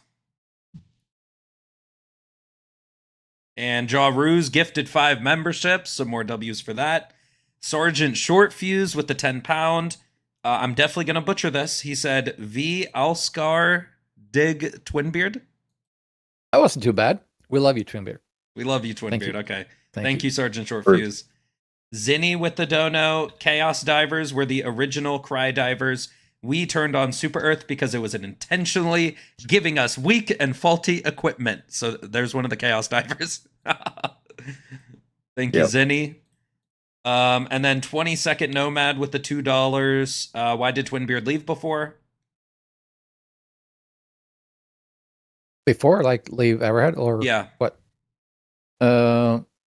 Yeah, that's one of those. There are two answers to that question. Yeah, that's what it is, chat. Formally, my contract ended. Is there more to the story than that? Perhaps. Is that something I'm going to talk about? No. There we go. We could divert. Red Monster. Next one. Red Monster with the 5 says, "Tell Twinbeard I said hello and thank you for supporting the community." That was from Red Monster. He says hello. Ghostly with the dono says, "What does Twinbeard think about Helldivers YouTubers campaign against Arrowhead by calling players who like Arrowhead as glaze divers?" I mean, there are two things, I think. Maybe you should read that out loud one more time. You said, what does Twinbeard think about the Helldivers YouTubers campaign calling players who like Arrowhead the glaze divers? So, like, I call people glaze divers. It's a coined term in the community. What do you think of YouTubers spreading that? I mean, there are different. Hey, Nate, and everyone else who said hi. There are a couple of different things there at play there. I think that one of them is that it sort of like goes back to what we said before, that if you don't have to create a rift or discrepancy between you and the player base, don't. And there are ways that you sort of like, for a lot of these things where, again, the game is huge, like the player base is huge, with like 20 million people playing the game. So we can't, there can never be like total unison in terms of like what people like, what people want to see, total agreement. It doesn't work for such a big crowd. So what you sort of what you should try to do is sort of like try to mitigate, right? To try to solve as many issues as you can, trying to convey an intermediate, like your CMs or even from management. Try to sort of like be communicative again, in my opinion, and by doing so, hopefully you'll not erase all of the issues at hand and solve everything, but you'll mitigate a lot of them, and you'll make a lot of those things that can easily grow into something bigger, much smaller. So a lot of it would never have to evolve into becoming something. Like you're creating something like you have that expression in English where you we say out of an anthill. Yeah, we say make a hen out of an egg here. And out of an egg. That's a good one. Yeah, it's the same thing. So like if and whenever you can, try to de-escalate, try to solve things by not being passive-aggressive, by not creating rift when you don't have to. It's not about sort of like sucking things up necessarily or admitting you're wrong, just trying to sort of like foster a welcoming and open environment where people communicate. And yes, that might sound a bit like the namaste, holier than thou thing, but again, like, respect breeds respect, right? So in most cases, all of these things, like, okay, my opinion here, banning words, banning people who use words.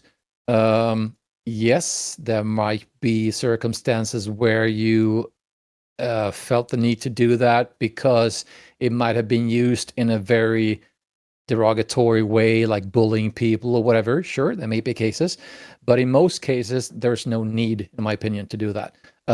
If you're sort of felt that if you gotten to the point where you have to ban a word or ban people for using words, you've either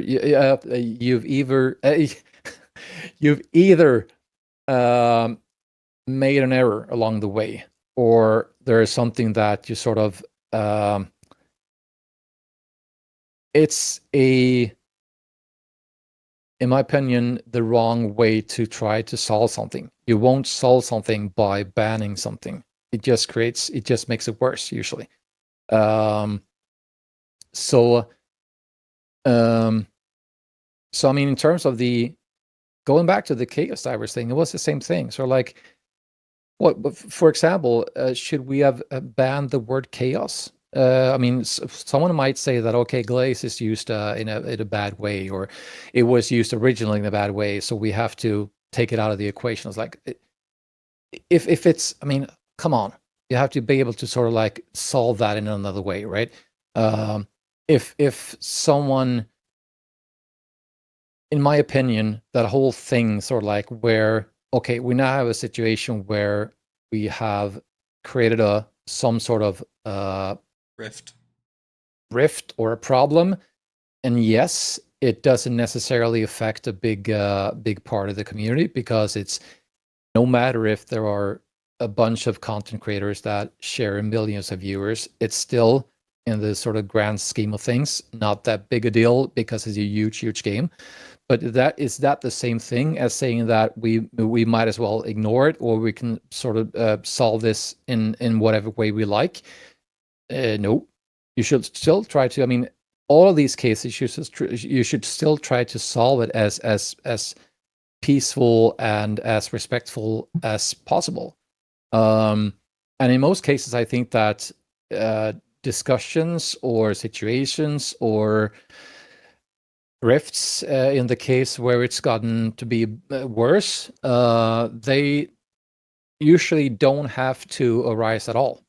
And if they do, they can usually, I'm not gonna try to sound like the Christ of solving everything, but they usually can be resolved without sort of escalating things, which I feel that's been a case a couple of times where things have sort of like spun out of control a little bit, where it probably wouldn't have to in the first place. This is definitely one of those ones where censoring half of the conversation has spiraled it to the point where like it is just like a versus match, right? Instead of it just being like, you know, solved. And I think what you said is right. They definitely could have nipped it in the butt pretty early, and they just, I think it, like, you know, intentionally chose to take a side from what it looks like to a very large portion of the community. One thing, though, that it's obviously easy for me to say, right? I'm not an employee there anymore, but still, I think that there were a lot of cases last year as well that we managed to resolve sort of like without it escalating farther than it did to it had to.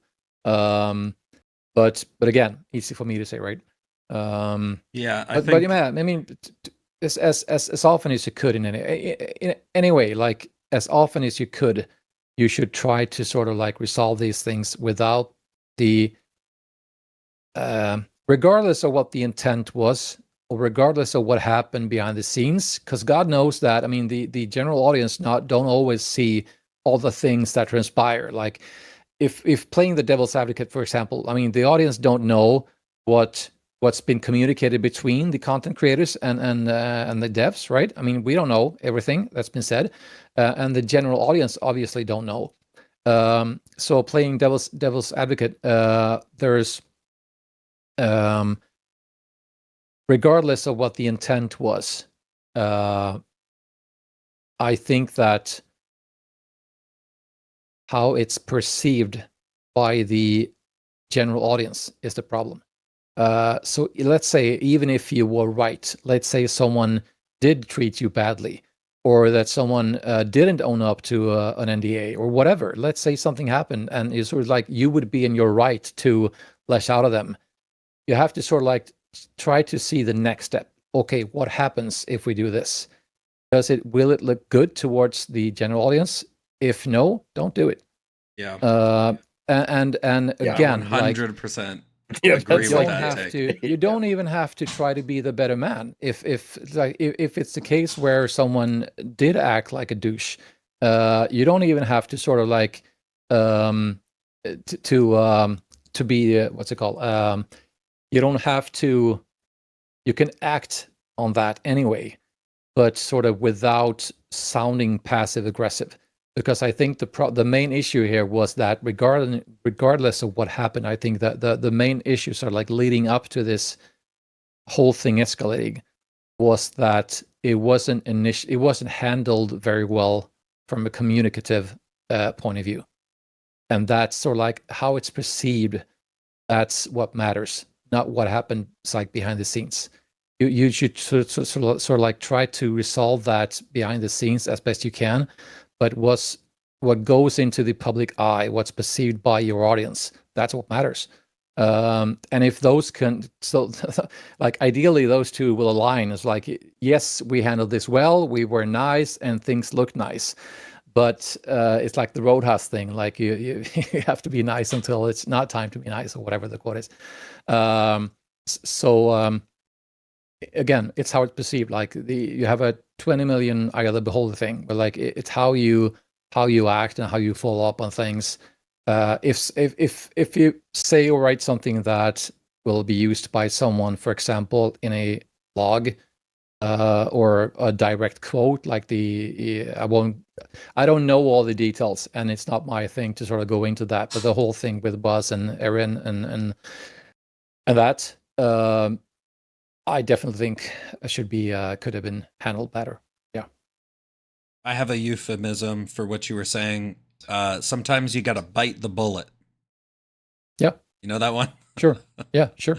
And Because- just like I said, it doesn't really, it matters, but it's not sort of, you might be right and you might be wrong. Yeah. But that doesn't necessarily make a difference. It doesn't really matter. And sort of like if the perception of your 20 million, or even 200K, doesn't matter. If the perception by a large portion of your audience is that they did something wrong here, that's sort of like creates ripples on the water, and sort of like a bad sentiment grows.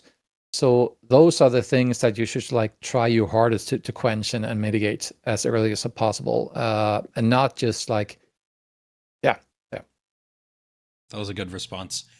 $5 from Red Monster Thing. Twinbeard, would you consider making content for the game perchance if they gave the opportunity to be a propaganda commander? Would you take it? Perchance. I think that's about a 2,000% hypothetical question, because I don't think it's going to happen. So it doesn't really matter. And like being very neutral in terms of like the thing is that I'm unemployed. So like in this case, it's not a job. So I mean, regardless of anything, I'm looking for a job, not being a full-time content creator anytime soon. So it doesn't really matter. Imagine you have like one of the highest regarded community managers, and you're just like, never mind. You know, it's like, all right, dude, a little weird. Just say it, a little weird. And then we have, I got lost.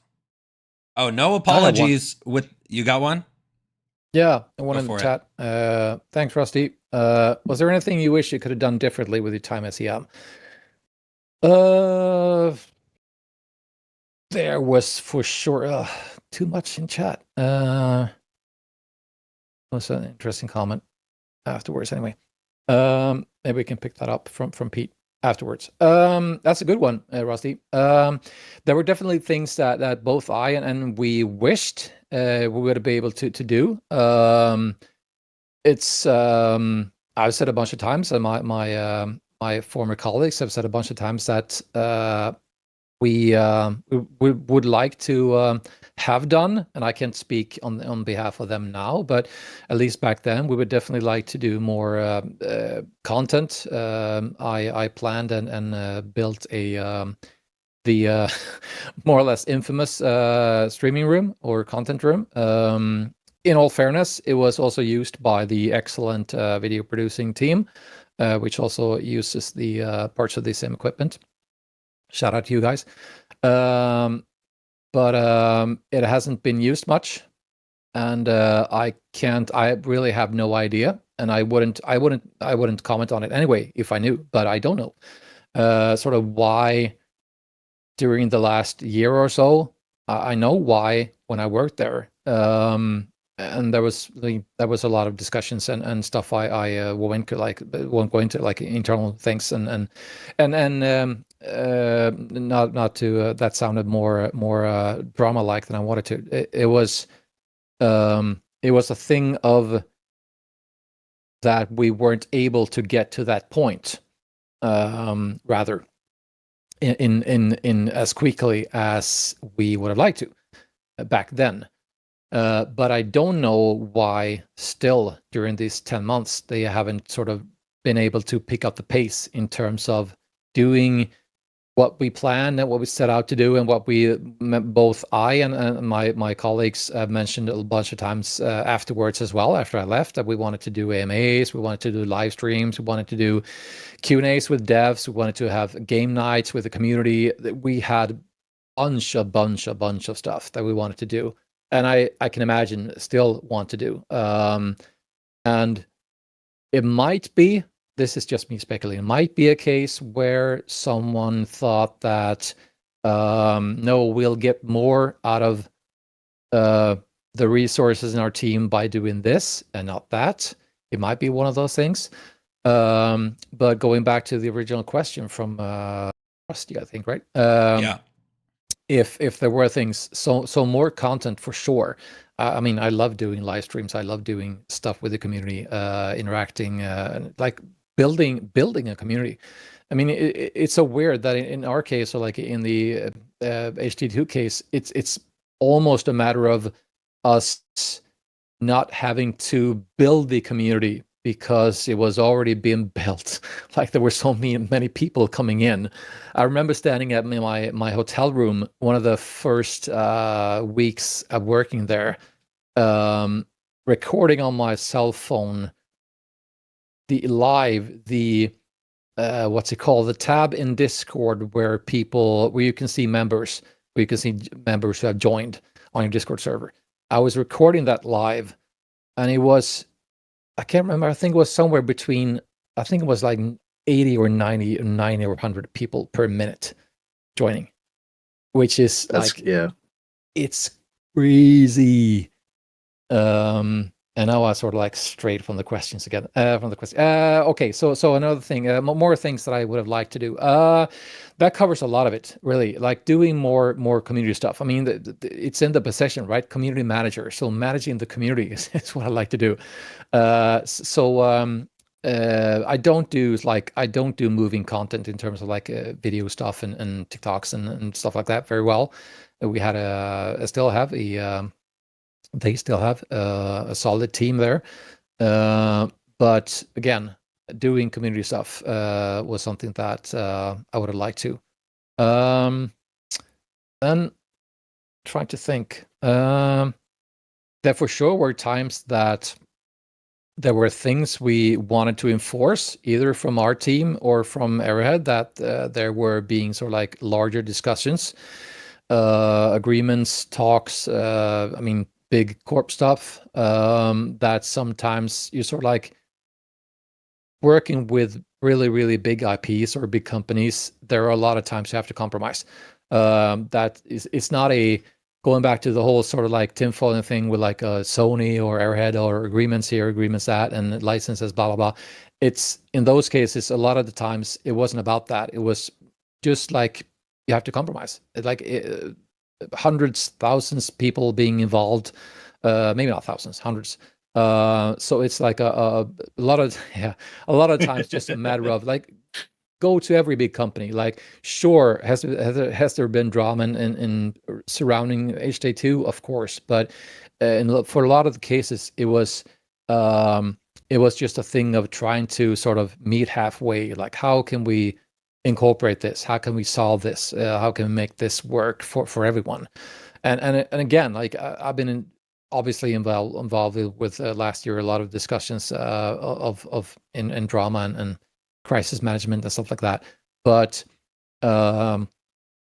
there's one thing that Pilen especially has been saying a lot of times, and a lot of things. I think a lot of times people, it's easy to sort of forget that that regarding Sony, they stood by our head for 8 years during game development. It's not unheard of, but it's rare. That's a long ass time. So they had faith. So for a lot of people that has been working there for a long time, it's something they're very adamant on. Sort of like try to remember that's yes, we will have up and downs, but again, they stood by us. So or them in that case. Yeah, just throwing it out there. So like it's easy to cast shade and cast shade when it's fair, when it's deserved.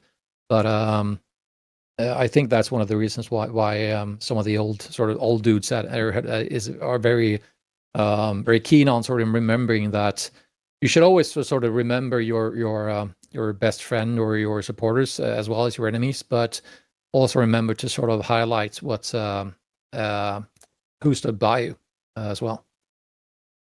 Yeah. Great answer. All right, let's get through the rest of these. No apologies with the $10 says, do you happen to know the reasoning why keyboard and mouse is disabled on console? Again, I don't think it would be right or fair of me to comment on detailed either game deving decisions or tech stuff, but I can say that overall, or in general, it was a thing that we communicated all the time already last year, that there were again going back to the so-called tech debt, there was a thing where, and it's very much a thing still, that trying to sort of view that in a fair way would probably be to say what Shams has been saying a lot. I noticed on Discord lately that if there are, hypothetically, let's say there are 30 issues overall, and 5 or 10 are really big ones, then they fix some of those. And there's sort of like have been more less important issues added. They're still going to fix the 5 or 10 next big ones. Yeah. So that means that there are going to be a lot of those smaller issues. It's constantly sort of like been boiling, simmering back there. So for a lot of the time, we have to like tell people that no, we're not planning to do this. We're not planning to implement this, because it's in the larger scheme of things a fairly small thing.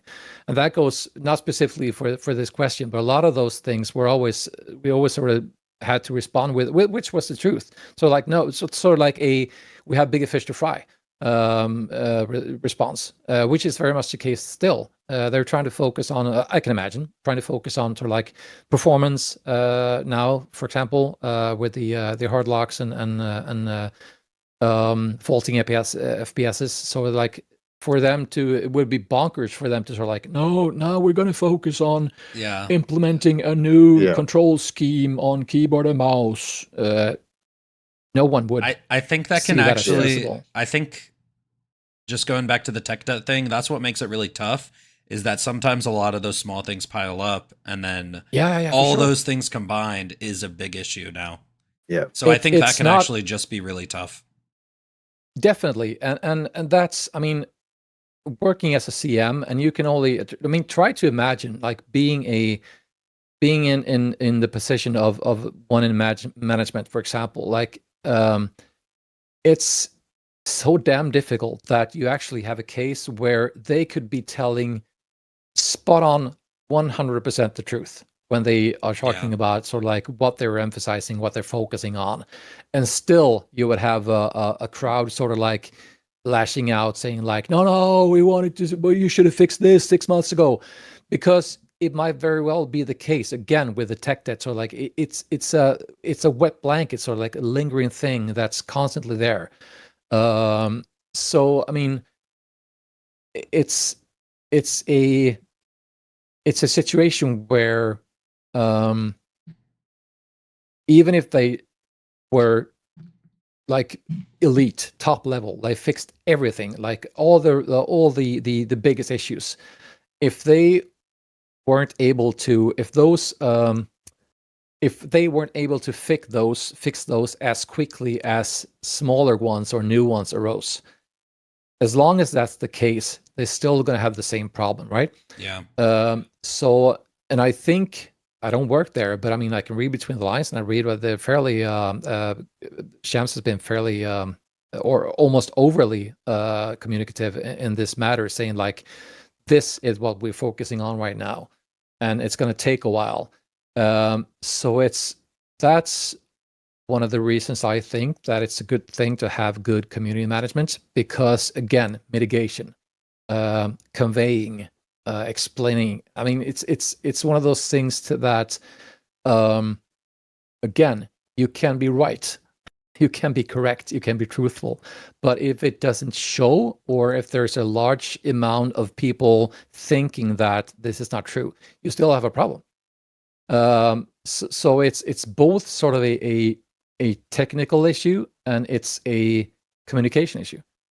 So I mean, in their case, for example, if we could just like swing a wand, you'd sort of like, you break it down and say that, okay, we have tech overall as an issue, and we have, in my opinion, subpar comms is another one. That's everybody's opinion.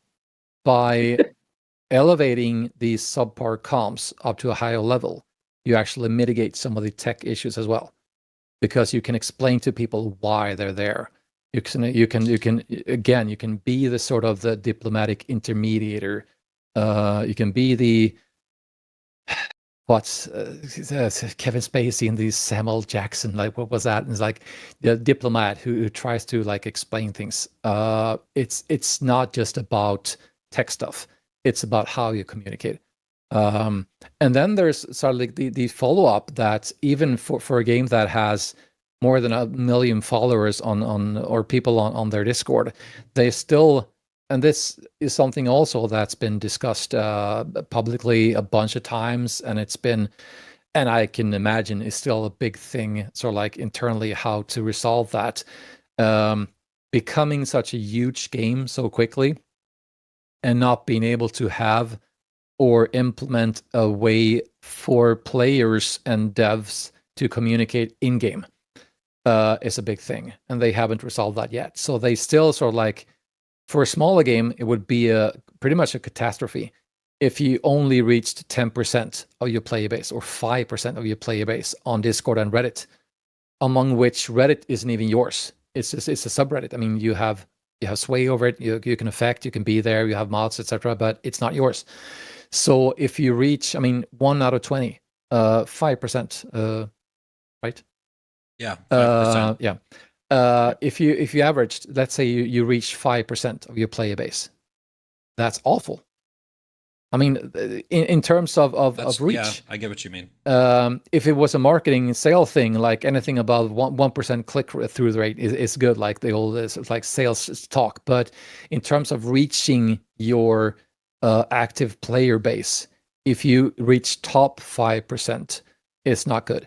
So we obviously have the thing where there's been a lot of talk as well, a bunch of times, about the fact that even if they communicate something on Discord, is great, and if they say something on Reddit, is great, but you still don't have a way of reaching the larger portion of the player base, among which is heavily leaning more towards the casual player. So a lot of the times you have this, like in the Armory, for example, or some of the other more hardcore channels on the server. See, I remember some stuff still, even if I've been away. You always have these like, you always had to sort of like tread even with more respect and more careful when being in those really hardcore channels, because you know that, okay, the audience here doesn't really represent the average player. So that's a sort of like a follow-up in terms of comps as well, that you can have the best comps in the world, but if you're reaching, let's say, like 3 or 4 or 5% of your player base, it's amazing that you can reach that low amount of people and still have such a huge following. But in terms of reach, it isn't great. And it also, like, obviously doesn't help the fact that you still, after 1.5 years, still can't have a really good way of communicating in game, which would probably elevate the game even further, even if it would come with more like moderating follow-up questions and tech stuff. But still, yeah, that's actually one of the reasons news channels became so popular, is because there's so many. Like, Jams is pretty much the main community manager now, like the CEO. You know what I mean? And because he's the one who talks to people in Discord, and people make entire videos just out of what he's saying. Because that most of your casual audience is on YouTube, and they want to see what the company has to say, and that's pretty much where that ends up coming from. Yeah, quick side question too. How was it being the focus of a lot of YouTube thumbnails, Twinbeard? What was that experience like? Was that uncomfortable for you ever? No. I was just pausing a minute because I was trying to sort of like to assess how I would reply, because it was actually a bit of a two-edged sword. Because initially it was I'm thick-skinned, so I mean I don't, that's one of the reasons why I usually have it fairly easy to communicate with people, because I don't take things personal. I'm calm. I don't sort of like I don't get overly excited for stuff like so it's usually fairly easy for me. But in that sense, in those cases, initially it was a bit strange, because sure, I'd been sort of like a semi-public figure at PC Gamer for a bunch of years, so I knew the feeling, but this was sort of like a whole different level. So initially it was like I clicked through everything every night, and which is also like, in to be fair, it was also a thing where I both tried to. I did it for because like some sort of hey, that's me, like that's cool. Obviously I'm only human, so but there was only also a thing where like it was good to keep track of the perception of me and the perception of the studio and the game. So it was a research based thing as well. That's sort of like the one side. The other side was that on a very few occasions, but still, even an old bearded dude make mistakes, right? Sorry, humble brag. No, but seriously, like everyone who's sort of like in the spotlight and working with a lot of people is gonna goof up sooner or later. And there were like 2 or 3 times, one semi big and two smaller occasions, where something got out that maybe should have been either expressed another way, or shouldn't have been said at all. And in those cases, it wasn't always great, because again, you're like, you say something and then you're like on, I mean, anywhere from 1 to 15 news outlets the same day. So on a few occasions, I tried to sort of ignore it, because I felt that if obviously you try to phrase things as informatively and eloquently as you can, and try to do your work, but at the same time I try to not adapt my style of conversing with people too much, because I sort of like, it wouldn't be me. I'm not really good at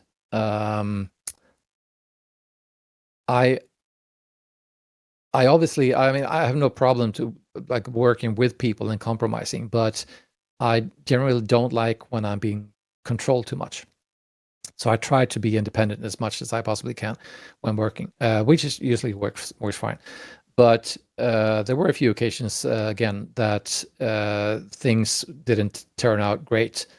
And I mean, in that case, you get a note from someone, or you discuss someone, or something pops up, or you realize yourself that, okay, this wasn't a great take, and you duke it out, or you discuss, and you move on. But like 98% of the time, it was cool.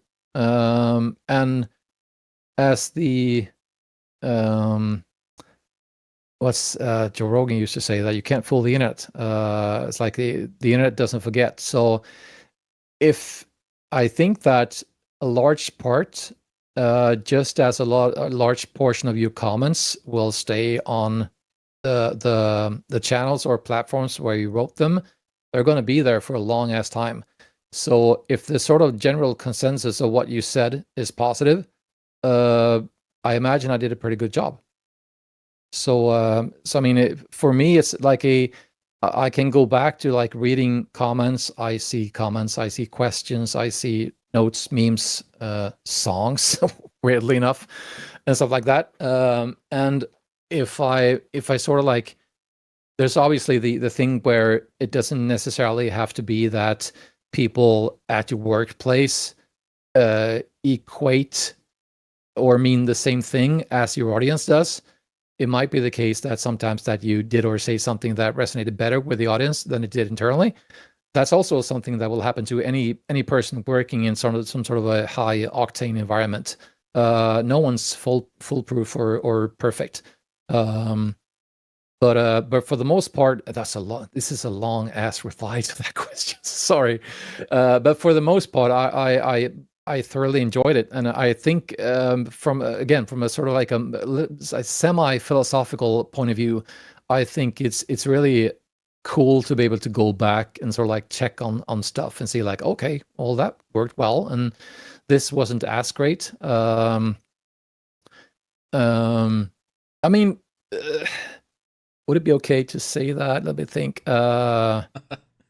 Yeah, I think it would, because it's out there. Let me just think. One more round.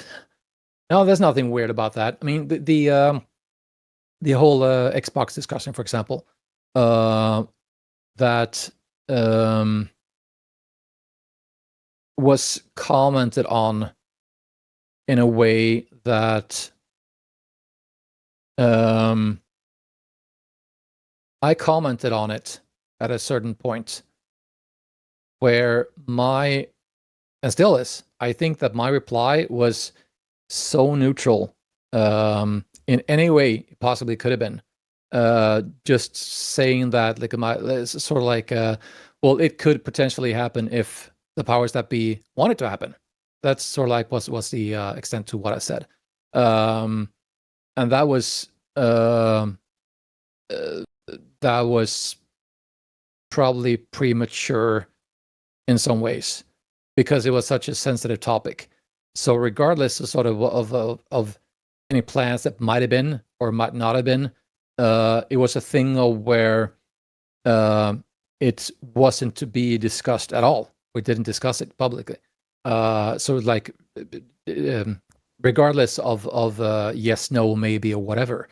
But again, sort of like if you write, and you can check on Discord and see my former colleagues, like count the post count. I mean, there are thousands and thousands and thousands of comments from us. And I was only there for 10 months, and there were still thousands of comments.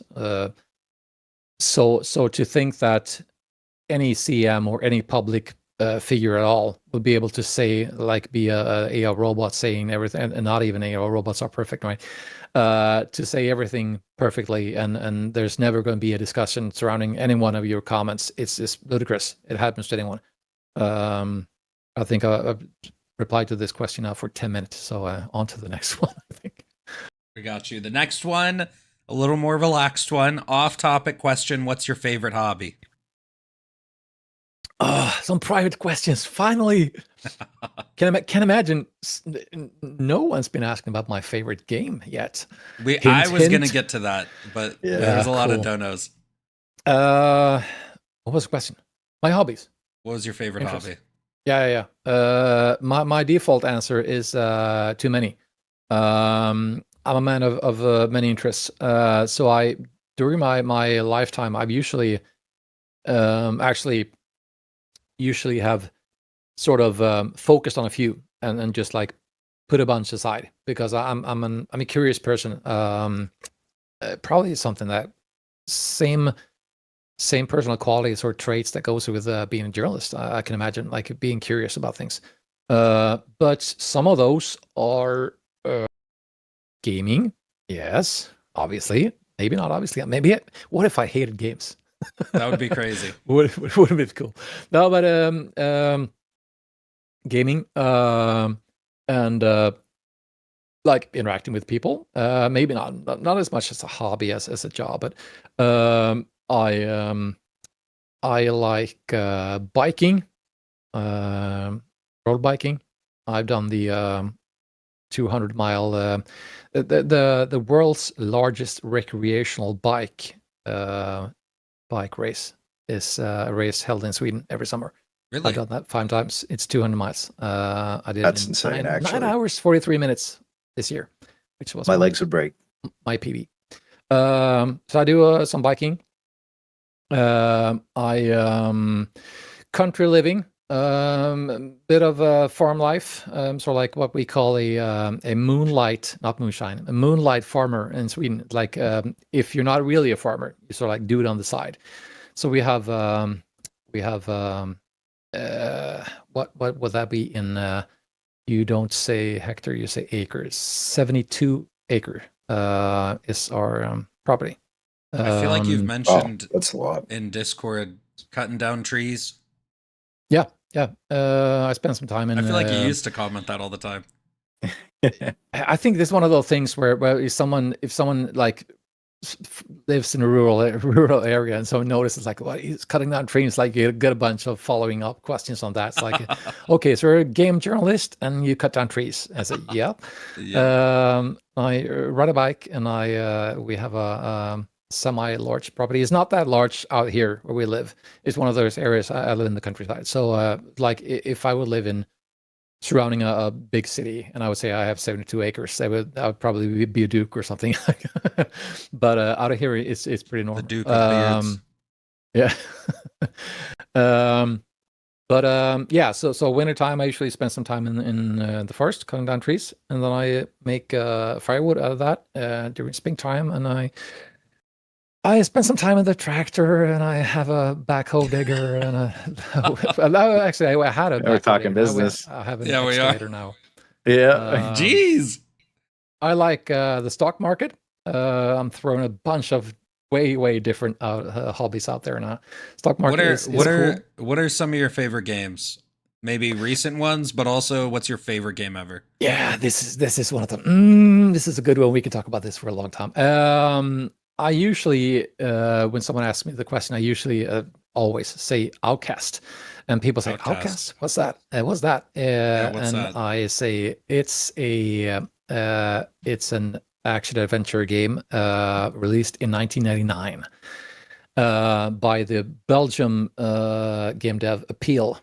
It was way ahead of its time, and it's one of the saddest things in gaming history that it didn't sell better than it did. It got it's sort of like spawned a bunch of there's a long story to this. I won't go into that, but it was a thing of Appeal losing rights to the game. They tried to kickstart a sequel. It failed. It got there was a fan created reboot, and then finally 2 years ago there was a sequel by the same company that actually got the rights back. So it's a very you see actually behind me. No, you don't. The view is in the lower shelves behind me are some of the games that have affected me in the past. So you see Max Payne, especially the first two Max Payne series, Deus Ex, Total War series. Yeah, behind my mic. Actually, I'll move my mic. There you have Outcast. Hang on. Pull it You out. see it in the middle. The Lower Warcraft shelf, 2, yeah. middle. behind next to Mass Effect 2. And you have Delta Force 2. I don't know the Oh wait, the I'm first sorry. Delta Force. Where was it? I have your camera cropped a little bit. I uncropped it. It's bottom shelf in the middle next to Mass Effect 2 is the cover that you showed for Outcast. I never heard of that game either. Or I mean Outcast. Fantastic game. In our 25-year history at PC Gamer Sweden, it was one of the five games that was awarded 96%. That's but that's an old one. So a lot of people won't. And I mean the games from action games from the before the turn of the millennia, they're awful in terms of playing now. Like control wise, for example, just appalling. So and that's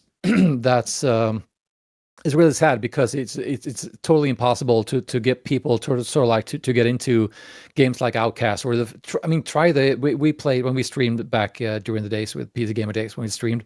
We had a retro stream every week, and trying to pick up games such as Hitman, like the first Hitman, for example, and realizing that the controls for you younger kids out there, controls haven't always been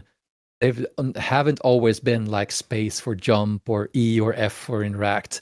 It was way weirder back in the day. So picking those games up now and playing them, it's just not sort of like you won't understand how good they were, the best games back then. You sort of like have to read reviews. But anyway, Outcast, great effing game. You can actually play the reboot. It's on both Steam and GOG. That's one of them. That's an old one. Max Payne series, Deus Ex, Total War series.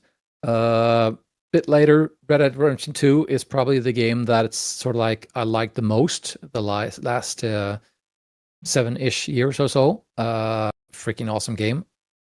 What else? Worms, the old Worms series. I played that a lot when I was younger. Worms was so fun. Yeah.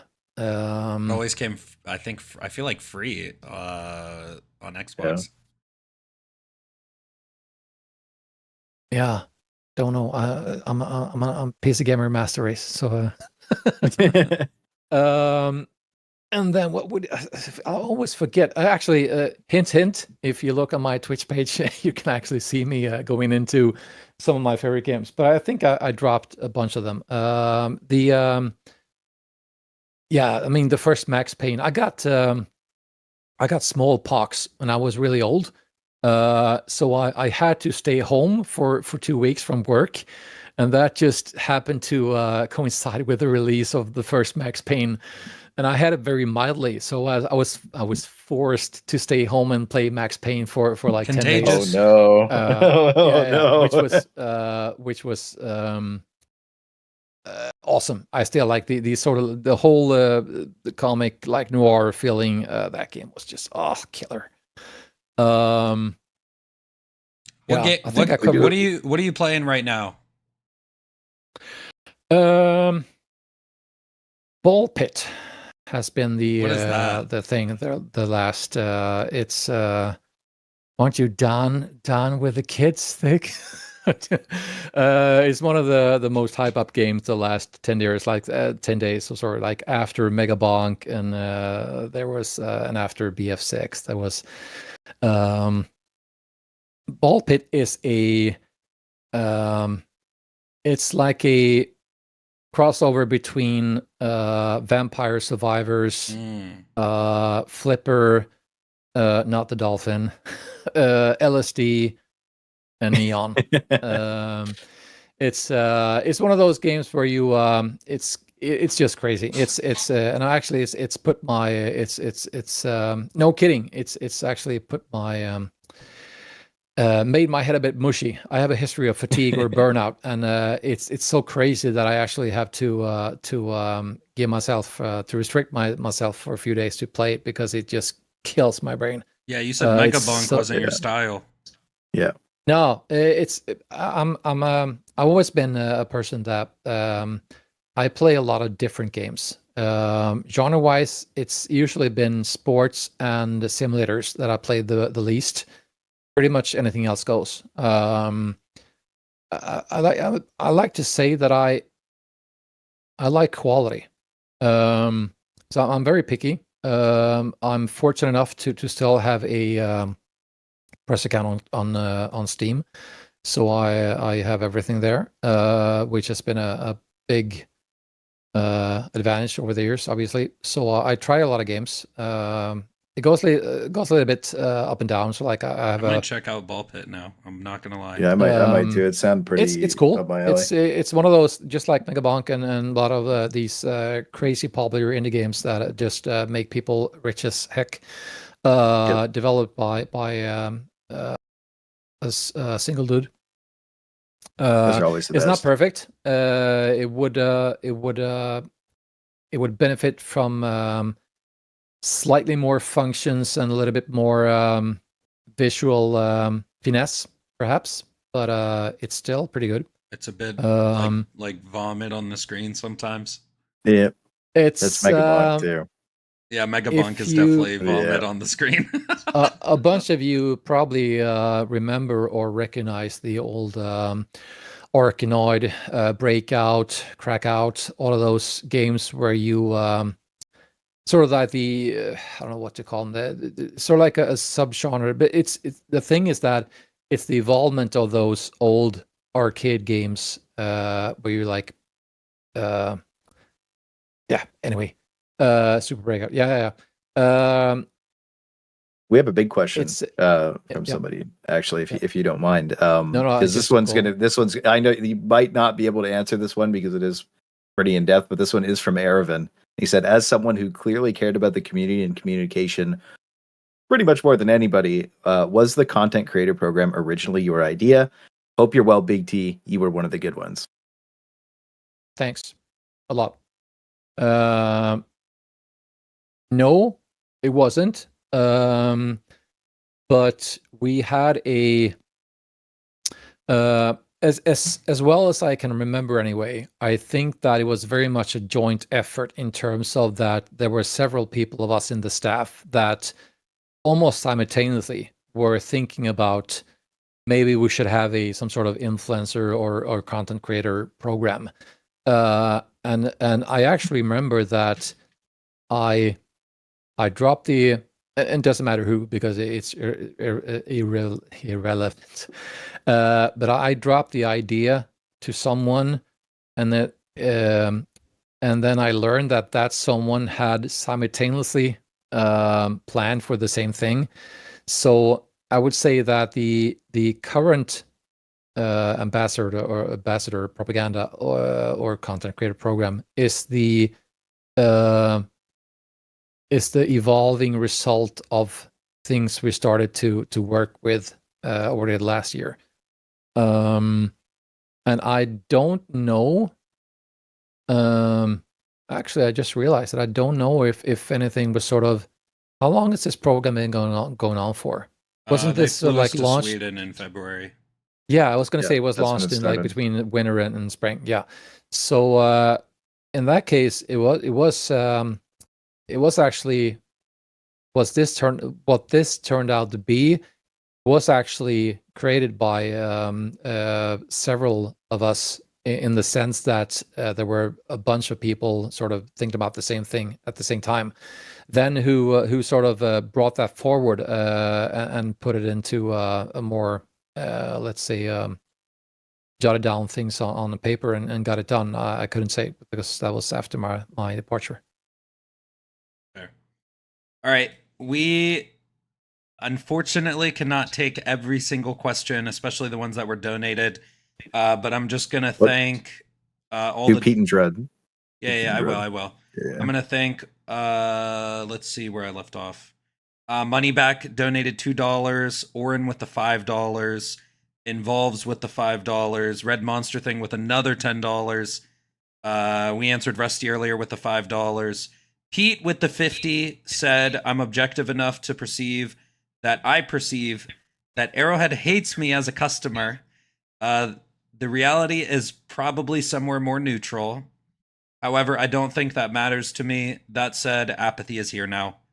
That's unfortunate to hear, Pete, but thank you for the 50. General Rendar with the $2. Thank you. We had the camera cut off. Hold on. While you're checking the cam, I might as well drop in as well during all these thank yous.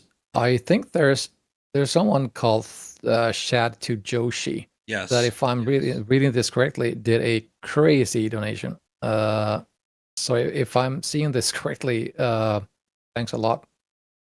Like crazy. Hang on, I'll drop it in the. That's one of my moderators. Yeah, Shad's a big supporter of both of our channels. Actually, he goes hard as fuck all the time. Just make sure I drop it in the other chat.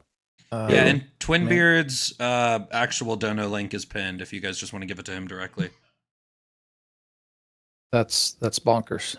So thanks a lot, and thanks a lot to everyone, both watching and asking questions. And I couldn't go on for a while, or maybe we should do some sort of revisit or play something together or whatever. Yes, we would love to play. Hey, bro, just hit us up. Future. We'll clock in anytime, bro. Pull up. We got you.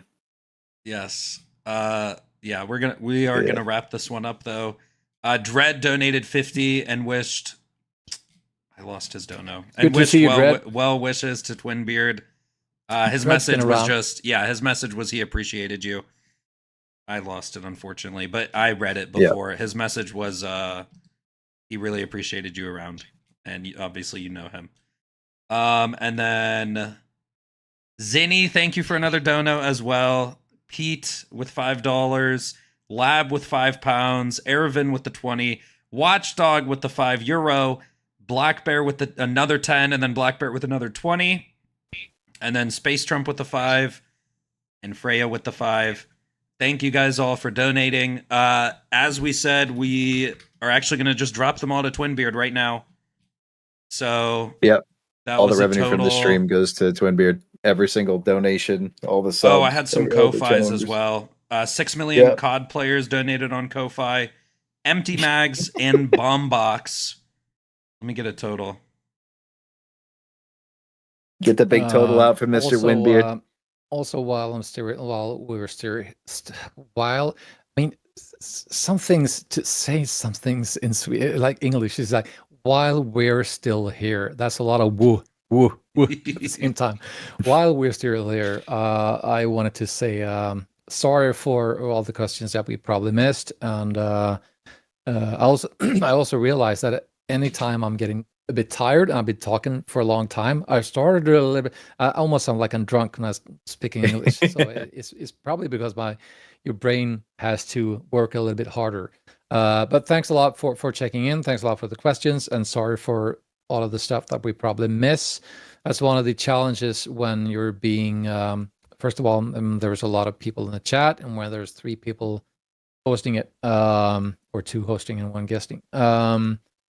One thing you can do too, by the way, guys, is like just go follow Twinbeard on Twitch, and when he's streaming, you can go just fucking check him out and yap to him, and then he can sit there for as long as you need. I don't even remember if we touched on that or if I mentioned that, but for all of you that might be checking out the Twitch page, you're not seeing it. You'll notice that there's not anything new there. And that's because it's been 4 years since I streamed regularly. So the plan is to start streaming again. Am I going to be the new reaction content creator? No. Hell yeah, dude. Hell yeah. No. Am I going to comment on shock collars on dogs, or no? I won't. There's enough of people doing that already. But, well, hopefully next time you're live, me, you, and Clay can all team up in like ball pit or something. I don't know if it's multiplayer. Yeah, it's not. Okay, we've been on that far. We've been on that far west. Ruin your brain, crazy single player. It's one of those like dopamine. Just another round. How should I resolve this? What should I build next? Then 4 hours later, it's like, yeah, I should go to sleep. But Fair yeah, enough. there's a crazy amount of games being released now as well. Like I was like listing the games that I should like possibly have do on stream. It was just like I have to skip a bunch of them. I mean the last week and the upcoming week is just crazy. Like the Other World 2, Arc Raiders, Empire. Oh yeah, we last week. Battlefield 6 massive update. We got the Battle Royale coming tomorrow. I'm going to be playing that, and then Arc Raiders we're both playing it's on weird, 30th. like, It's a crazy week. Even games released like 2 weeks ago almost feel stale in the sense of the streaming sense. Like it's always like the same game, the latest game. But it's going to be interesting to see what happens with Arc Raiders. You're gonna check out Arc Raiders? Yep. For sure, right?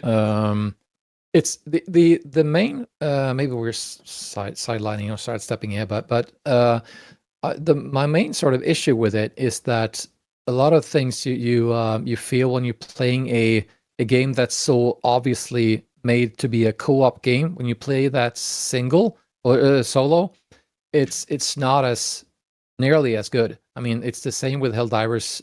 It's the same with a bunch of those games. Like Tarkov is Hunt, for example, Showdown, a bunch of those extraction or shooters that it felt very evident to me that playing Arc Raiders won't be nearly as fun solo as co-op, and it's probably not meant to be either. But I think like I play solo a lot, so that's like initially been my only real quirk with it. Sort of like I have to team up with people. It's also it's cool / interesting thing where people have learned the last 5 to 10 years to shut off open mic because of all the like spamming in Fortnite and stuff. And now you realize that, okay, I should have an open mic in this game because I actually should try to contact people and say, hold your fire, I'm friendly, whatever, which is a cool thing. I wonder, I mean, they probably thought of that. Like it was a conscious thing. So like for people to not having to, but being encouraged to actually interact with other people, it's a cool thing. Yeah, the proximity chat is really cool. I know Clay Yeah. had a couple of clips where he was just like teaming up with people in Arc Raiders like enemies, but instead they work together. Yeah, we made it a lot of bad situations as a group. It was a cool thing I saw the other day where I don't know if it was like 3 or 4 or 5 people taking on one of those big ass robots.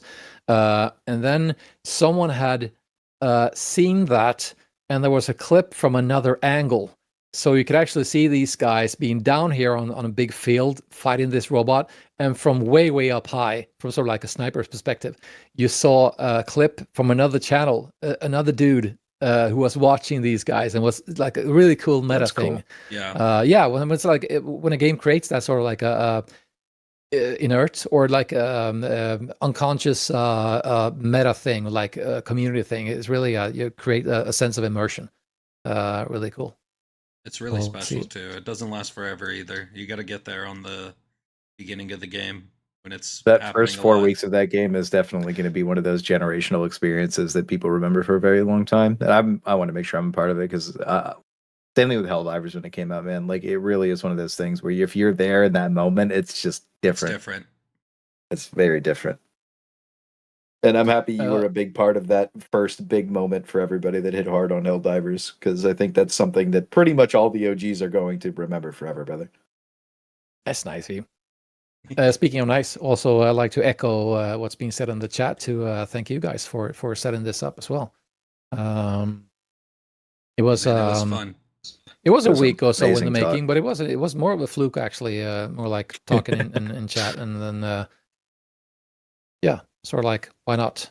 And I know that both Cloud and Pips were like, "Oh, you're doing it on their stream." I was like, "Well, I could come on your stream as well." Like just say when. We can share Twinbeard, okay? Yeah, we could share them maybe. Yeah, Maybe there's enough for me contact to, our manager. There is enough Yeah. for me to get around. Yeah. Yeah, there's a landing page for that. All right. Thank you Not again, commenting on Twinbeard. that. Thank you again, Well, thank Twinbeard, you for coming guys. on. Yeah, thank you, brother. everyone. Yeah, This thank was you. fun. And, Hopefully we could team up in some games. Yes, sir. I think it'll be good. But all right, chat. Be sure What to follow was the big Twinbeard total on out? Twitch. What Like was the big 400 total out for bucks. Mr. Windbeard? $400 for Big Yep. Windbeard. Locked in. Thank you, chat. Good job supporting Twinbeard. Huge W's for Windbeard. Thank you guys for being so respectful and so nice today. Everything was amazing. Appreciate it. All right, guys. Yeah, I'm thanks a lot, guys. gonna go live in a little bit. Me as well. I'm gonna find some food, use the bathroom. There's Twinbeard's Twitch. And all right, guys, we'll see you later. Peace. Peace out. Have a good night, Thanks, chat. everyone.